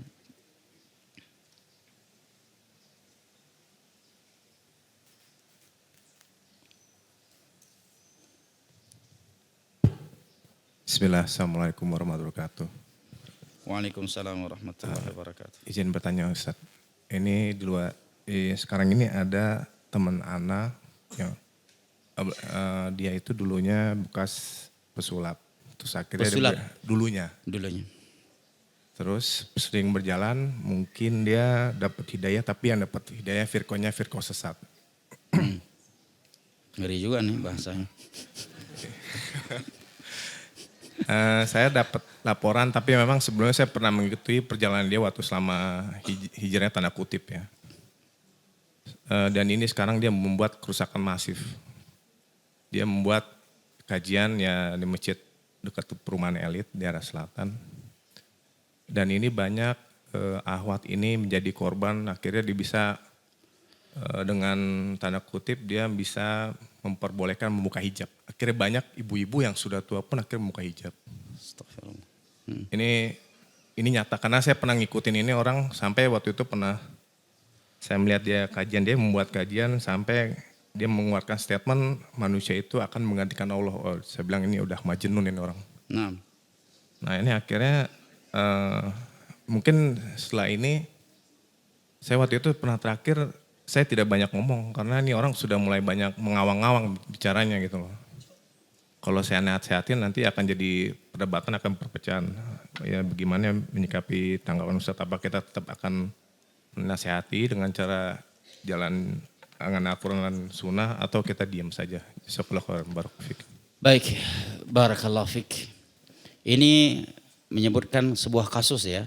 Mestinya kalau kita ingin memberikan nasihat, orang itu harus kita panggil ke sini. Ya kan? Ya. Tadi kegiatan yang mulai dia menyibukkan diri, ruqyah salah satunya ya, mengajarkan. Dan banyak wanita ya, yang mulai ya, menjadi korbannya, yang tadi yang menutup hijab kemudian mulai membukanya. Tentunya kalau kita menyampaikan nasihat paling tepat kepada dia ya kan? Kepada dia. Ya, karena dia yang butuh nasihat ini. Namun yang bisa kita sampaikan saat ini bukan nasihat karena dia nggak ada. Tapi bimbingan agar ketika kita atau orang lain mendapati orang yang sama bagaimana menyikapinya. Yang pertama jamaah yang dimuliakan Allah, sikap pertama yang harus kita miliki agar selamat dari semua orang pembawa fitnah dan kesesatan adalah prinsip agama adalah tidak boleh belajar kecuali kepada seseorang yang telah kita ketahui kelurusan ilmu dan akidahnya. Dan saya kira prinsip ini tidak hanya dalam ilmu agama deh. Dalam ilmu dunia juga demikian ya kan. Jamaah mau gak belajar bahasa Inggris yang belum tahu dia ahli bahasa Inggris. Udah belajar dulu deh, nanti kalau bagus anak ambil, kalau enggak mah kita buang. Mungkin gak kayak gitu. Ini mau belajar bahasa Inggris padahal ya kan. Mau ngeles fisika sama siapa aja deh. Sebenarnya dia ngajar fisika, kalau bagus nanti saya ambil, kalau salah nanti saya buang. Kan gak mungkin. Pasti Anda sudah memastikan dia punya kualitas dalam ilmu fisika. Apalagi dalam ilmu agama. Itu logikanya. Secara kaidah ya. Nabi telah menyebutkan dalam banyak hadis. Jangankan guru, teman duduk aja bisa merubah agama seseorang. Apalagi guru yang bisa memikat hati muridnya. Makanya Muhammad bin Sirin mengatakan inna hadzal ilm din fanzuru min aina ta'khuduna dinakum. Ilmu itu agama kalian. Maka melihatlah kepada siapa kalian mengambil agama kalian. Beliau juga mengatakan Muhammad bin Sirin ini ulama tabi'in ya. Artinya ini bukan doktrin dari Syekh Al-Albani, Syekh Utsaimin, ini Muhammad bin Sirin, ulama tabi'in. Beliau mengatakan kanu la yas'aluna 'anil isnad. Falamma waqa'atil fitnati fas'aluha in kana min ahli sunnata qabiluhu wa in kana min ahli bid'ah wal ahwa tarakuh wa radduh. Dulu sebelum terjadinya firqah-firqah yang sesat Khawarij Syiah, kalau ada yang menyampaikan hadis Nabi, orang langsung menulisnya, langsung menerima dari. Tidak bertanya siapa kamu, ahlus sunnah atau ahlul bidah. Gurumu ahlul sunnah atau ahlul bidah. Sebelum munculnya firqah-firqah yang sesat, kata Muhammad bin Sirin. Tetapi setelah terjadi fitnah Khawarij, munculnya Syiah, munculnya Mu'tazilah, maka setiap ada orang yang menyampaikan hadis Nabi akan ditanya sanadnya. Siapa gurumu? Dari siapa kamu mengambil hadis ini? Nah, kalau dia seorang ahli sunnati wal jamaah, maka mereka akan menerima ilmu yang dia sampaikan. Dan kalau mereka mengetahui dia ahlul bidah, maka mereka akan menolaknya. Nah, kalau ada guru orang kita belum tahu nih, dia ahli sunnah wal jamaah atau ahlul bidah, maka sikapnya tidak belajar dulu sampai kita memastikan siapa dia. Seandainya telah pasti dia rupanya ahli sunnah, baru kita ambil. Kalau setelah memastikan dia ahlul bidah, maka dia kita tinggalkan. Karena prinsip itu tidak mengambil ilmu kecuali kepada orang yang telah kita kenal. Saya kira prinsip ini tidak hanya dalam urusan ilmu agama, tapi juga dalam urusan dunia. Dalam bisnis saja kita nggak mau berpartner bisnis dengan sembarang orang, walaupun udah sering jumpa di dalam kajian, sampai kita memastikan dia punya kapasitas nggak dalam bisnis itu, ya kan? Amanah nggak orangnya, kan begitu? Ya, daripada uang selesai hilang, yang nggak jelas, apalagi dalam urusan ilmu agama yang berkaitan dengan agama. Yang kedua, jamaah yang dimuliakan Allah. Seseorang itu juga bisa dilihat akidah dan prinsip agamanya dengan siapa dia bergaul. Bukan sekedar jumpa di bandara kemudian selfie, itu nggak dijadikan patokan ya. Kadang-kadang orang nggak tahu itu alhamdulillah rupanya selfie bareng dan sebagainya. Ini kawan duduknya. Karena Nabi mengatakan al arwahu junudun mujannada fama ta'arafa minha talaf wa ma tanakara minha ikhtalaf. Ruh manusia ini bagaikan pasukan-pasukan di medan tempur. Bagaimana pasukan di medan tempur kalau dia melihat ada pasukan lain yang simbol yang sama, diberikan sandi bisa dijawab, simbolnya sama, dia akan merapat. Kalau dia melihat adanya perbedaan, dia akan jaga jarak. Maka para ulama dahulu mengatakan man takhfa alaina bid'atu la takhfa alaina ulfatuh. Sebagian orang bisa menyembunyikan kebedaannya dari kita, tetapi dia tidak bisa menyembunyikan kecondongan dan pergaulannya dengan siapa kepada kita. Dia bisa menyembunyikan penyimpangannya, tetapi dia tidak bisa menyembunyikan pergaulannya. Enggak mungkin dai yang mengajak kepada tauhid, yang memahami keutamaan tauhid dan bahaya syirik, ia bergaul mesra, bukan sekedar jumpa ya, bergaul mesra, berteman mesra dengan orang yang siang dan malam memusuhi tauhid dan mengajak kepada syirik. Mustahil orang yang mengetahui keutamaan sunnah Nabi dan bahayanya bid'ah berteman mesra dengan orang yang siang dan malam menolak dakwah sunnah dan mengajak manusia kepada bid'ah. Mustahil. Yang ketiga, jamaah yang dimuliakan Allah, ya, orang-orang yang sudah melakukan dan membuka kegiatan-kegiatan seperti ini perlu diperhatikan. Contohnya tadi ruqyah ya. Pernah ditanyakan kepada Imam Malik, ada seorang ahli ruqyah, setiap kali menjumpa orang dia memprediksi ini kayak tubuh anda ini ada jin, ini begini dan begini, kayak anda harus diruqyah. Kata Imam Malik, usir dia. Ini faedah dari Syekh Abdul Salam Asywair, bid'ah yang dia lakukan. Apakah Nabi setiap jumpa kaum muslimin, kayaknya orang kampung sini harus diruqyah ini? Enggak. Apakah para sahabat kalau jumpa orang lain, kayaknya ini rumah ini ada isinya ini Pak, harus diruqyah ini biar dapat amplop banyak. Ini ahli ruqyah hari ini seperti ini. Anak pernah mendapati beberapa ahli ruqyah masuk kampung minta orang kampung ruqyah masal. Alasannya karena kita nggak tahu, bisa jadi ada dia. Kita ruqyah aja dulu, nanti kita lihat siapa yang ada reaksi. Bisa jadi pas reaksi memang setan yang dia yang bawa. Karena ruqyah. Ngapain seperti membuat masyarakat jadi gelisah akhirnya. Setiap jumpa orang, ini kayaknya Bapak ada nih kayaknya di dalam Bapak nih. Memang ada, Nabi udah bilang qarin, Nabi aja ada qarin, cuma qarin ini bersama. Nabi udah masuk Islam. Anda juga ada setan di tubuh Anda. Walaupun ahli ruqyah, syekh ulama pun ada setan bersamanya. Yang Nabi sebutkan dengan qarin. Hadis dalam Sahih Muslim. Ma minkum min ahadin illa wa ma'ahu qarin. Tidak ada satupun dari kalian kecuali ada syaitan qarin yang bersamanya. Para sahabat pun bertanya, wala anta, apakah anda juga selalu diikuti 24 jam oleh jin qarin? Iya, kata Nabi. Illa anna Allah anani alaihi fa aslam. Hanya saja Allah menolongku sehingga dia masuk Islam sebabku. Selain Nabi, semua jin qarin yang bersamanya tidak muslim, bukan muslim. Nah, hati-hati dari ahli ruqyah seperti ini, jam. Membuat orang jadi gelisah. Orang dia bertamu ke rumah orang, Pak, aneh dikit nih rumahnya nih. Kayaknya ada dia nih, Pak. Ya. Usir, dia yang harus kita ruqyah. Kalau ada peruqyah seperti itu di rumah Bapak, tangkap Pak, pegang tangannya, pegang kakinya, ruqyah dia. Jangan dia ya distributornya jin lagi. Ya. Nggak ada ulama salaf seperti itu. Ruqyah udah jelas, ruqyah itu kalau ada orang kesurupan, kenain atau demam, karena ruqyah itu nggak mesti karena syaitan. Nabi mengatakan ruqyah boleh karena digigit yang berbisa, binatang yang berbisa, sebagaimana Abu Sa'id Al-Khudri mengruqyah tokoh kabilah yang disengat oleh binatang yang berbisa. Dan hati-hati dari para peruqyah yang banyak komunikasi dengan syaitan, dengan jin. Lebih banyak ngobrolnya daripada ruqyahnya dengan Al-Quran. Akhirnya menyebabkan perpecahan dan permusuhan di antara manusia. Lagi ruqyah nanya, dari mana kamu? Siapa yang ngirim? Dijawab dari tetangga sebelah. Ribut orang sama tetangga sebelahnya. Makanya Nabi ketika datang Abu Hurairah menceritakan bahwa syaitan, jin yang menjelma kakek-kakek tua dan mencuri makanan di Baitul Mal, mengajarkan kepada Abu Hurairah untuk membaca surat ayat kursi sebelum tidurnya agar tidak diganggu oleh syaitan. Abu Hurairah nggak langsung percaya. Sampai datang cerita kepada Nabi, barulah Nabi mengatakan benar. Shadaqaka wa huwa kadzub. Kali ini dia benar, tapi dia pendusta. Berarti ini pendusta nggak bisa dipercaya? Percaya. Saat itu langsung diterima karena sudah Nabi ikrarkan. Kalau hari ini syaitan mengatakan ketika Anda ruqyah, dari mana? Siapa yang kirim? Tetangga sebelah yang jualan sama juga. Keribut jadi orang. Udah ruqyah aja udah selesai. Nggak usah banyak tanya siapa yang ngirim, kenapa kamu masuk. Walaupun boleh komunikasi, cukup nasihati. Ingat, kamu ini jin, ini manusia, ini bukan tempatmu. Kamu dan manusia sama-sama diciptakan untuk beribadah kepada Allah. Ingat, orang yang zalim terancam begini dan begini. Nggak ada peruqyah yang berani begini kecuali ahli tauhid. Ya. Kemudian ruqyah membuat acting yang sudah di luar ya, nilai-nilai agama tinggalin. Sebagian mereka mengatakan bahwa cara menyembelih syaitan itu dengan satu jari jari telunjuk yang bertandakan tauhid, kemudian ucapkan Allahu Akbar. Dari mana itu? Mana dalilnya? Bahwa cara menyembelih syaitan seperti itu.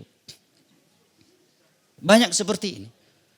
Bahkan nanti ada lagi diklat ruqyah. Bukan diklat, apa sebutannya? Pelatihan ruqyah. Jadi seakan ruqyah itu berat banget. Semua muslim bisa meruqyah dirinya. Enggak harus panggil imam Masjidil Haram untuk ruqyah. Siapa yang enggak hafal Al-Fatihah? Ada muslim yang tidak hafal Al-Fatihah? Itu surat terbaik untuk meruqyah. Tidak ada surat yang lebih berpengaruh dalam ruqyah daripada Al-Fatihah. Semua Al-Quran adalah ruqyah. Namun yang paling pengaruhnya Al-Fatihah. Oleh karena ini Nabi menamakan Al-Fatihah sebagai ruqyah dalam hadis Abu Sa'id Al-Khudri radhiyallahu anhu. Ada muslim yang tidak hafal. Sekarang dibuat ya doroh ruqyah, pelatihan. Seakan ruqyah itu susah banget. Kayak mau berangkat umroh dan haji. Ujung-ujungnya jual tiket. Tiket belajar ruqyah. Ya akhi, ruqyah, baca Al-Fatihah, zikir pagi sore. 3 kul, ada muslim yang enggak hafal qul Allahu ahad. Sebaik-baik ruqyah. Nah, tapi sebagian orang berakting dalam ruqyah seakan-akan ruqyah itu enggak bisa dilakukan kecuali Anda sudah mendapatkan pelatihan ruqyah 1 hari penuh, 2 hari berturut-turut. Ya, ada ulama salaf seperti itu, jemaah. Nah, Allahul musta'an. Baik. Jelas? Ya, baik. Barakallah. Yang terakhir ya.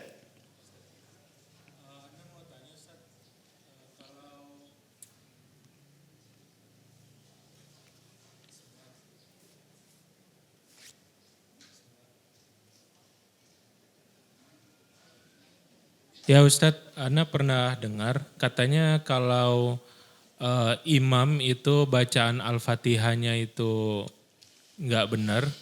Kemudian makmumnya ada yang lebih fasih gitu bacaannya dalam hal makrosnya dan sebagainya.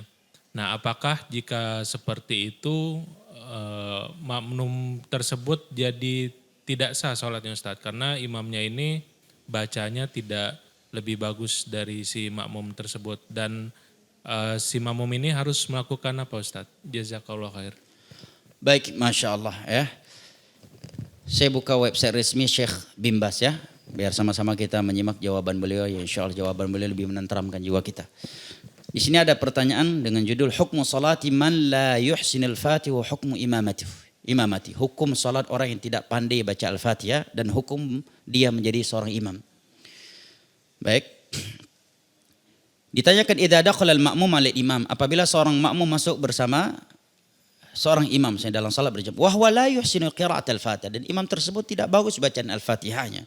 Syekh menjawab, alaihi an yata'allama qabla dhalik al-Fatihah. Seharusnya itu imam belajar Al-Fatihah dulu sebelum menjadi imam. Amruha azim, perkara Al-Fatihah perkara yang sangat besar karena dia rukun dari rukun salat. Dia wajib mempelajarinya. Kalau dia tidak mampu, walam yata'allam, ya, yajibu at-takbir wa tahlil wa tahmid. Kalau dia salat sendirian, dia cuma baca takbir, tahlil dan tahmid. Kalau memang belum hafal Al-Fatihah, kalau dia seorang muallaf. Namun kata Syekh, terkait seorang makmum masuk ke dalam salat berjamaah bersama imam yang bacaannya tidak bagus, ya, apa hukum bermakmum di belakangnya? Maka Syekh menjawab, al-imam alladhi ma yuhsinul Fatihah hadza yakhtalif. Imam yang bacaan Al-Fatihah tidak bagus ini dirinci. Rincian yang pertama, idza kana lahnu yukhil bil ma'na. Jika kesalahan baca dia itu bisa merubah makna, ya, bisa merubah makna, ya, yaftah alaih, maka dibenarkan. Wa in kana lahnu la yukhil bil ma'na. Tapi kalau bacaannya itu tidak merubah makna, fal amru fi hadza wasi, maka tidak mengapa. Misalkan kata Syekh dia membaca alhamda, mestinya alhamdu fathah, ya kan? Alhamdulillah rabbil alamin. Hadza ma yadhur. Ini tidak merubah makna, cuma beda harakan. Atau dia mengatakan ar-rahmanir rahim, ya. Yang semestinya ar-rahmanur rahim, la yadhur. Ya, secara arti tidak berubah, walaupun makmum belakangnya harus mengingatkan. Amma idza lahina fil ma'na, tetapi apabila kesalahannya itu dapat mengubah makna, contohnya dia membaca iyyaki, sebenarnya iyyaka menjadi perempuan kan, dari mudzakkar menjadi muannats, wa iyyaki nasta'in, ya, fa yaqul iyyaka, ya, maka diingatkan kalau dia perbaiki. Atau sebagai mereka an'amtu alaihim, bukan an'amta, menjadi aku, ya, aku yang memberikan nikmat, bukan kamu yang memberikan nikmat. Kalau dia memperbaikinya, wa illa la yajuz. Kalau dia tetap seperti itu, maka tidak boleh bermakmum di belakang, dan dia juga tidak boleh jadi imam. Ya, tidak boleh jadi imam. Kemudian ada yang bertanya lagi, kata beliau, kalau bisa dia dilengserkan secara resmi, ya dilaporkan kepada bagian resmi untuk dia digantikan. Kemudian penanya kembali bertanya, lakin imamun rawatib. Wah, tapi dia imam rawatib. Walau anhu imam rawatib, yubaddal bi ghairi. Harus diganti dengan selainnya karena kesalahannya berubah makna. Ya. Wallahu musta'an. Ya, maka tidak boleh bermakmum di belakangnya. Tapi bagaimana kalau kita enggak punya masjid kecuali itu? Enggak punya masjid kecuali itu. Kalau terus menerus kita enggak bakal salat berjamaah. Mungkin di sini bisa mengamalkan hadis Nabi tentang imam. Kalau mereka benar, kalian dapat pahala dan mereka dapat pahala.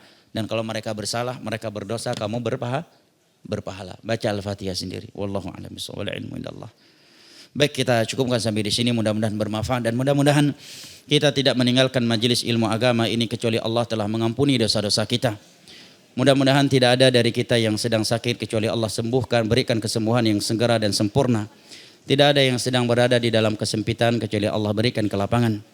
Tidak ada yang sedang terlilit hutang kecuali Allah lunaskan hutangnya. Tidak ada yang sedang diuji rumah tangganya kecuali Allah memperbaikinya dan memberikan sakinah, mawaddah dan rahmah di dalam rumah tangganya. Dan mudah-mudahan tidak ada dari ikhwan kita yang masih berstatus jomblo atau bujang lapuk kecuali Allah anugerahkan untuknya seorang istri yang salihah, cantik, jelita. Sebagaimana kita memohon kepada Allah tidak ada dari ummahat wal akhwat kita yang masih berstatus single atau single senior kecuali Allah anugerahkan untuknya seorang suami yang saleh, yang kaya dan tampan serta menuntunnya ke syurga Allah Jalla wa ala. Amin ya rabbal alamin. Innahu waliyyu dzalika wal qadiru alaihi wa sallallahu ala nabiyyina Muhammad wa ala alihi wa sahbihi wasallam wa akhiru da'wana anil hamdulillahi rabbil alamin. Wassalamu alaikum warahmatullahi wabarakatuh.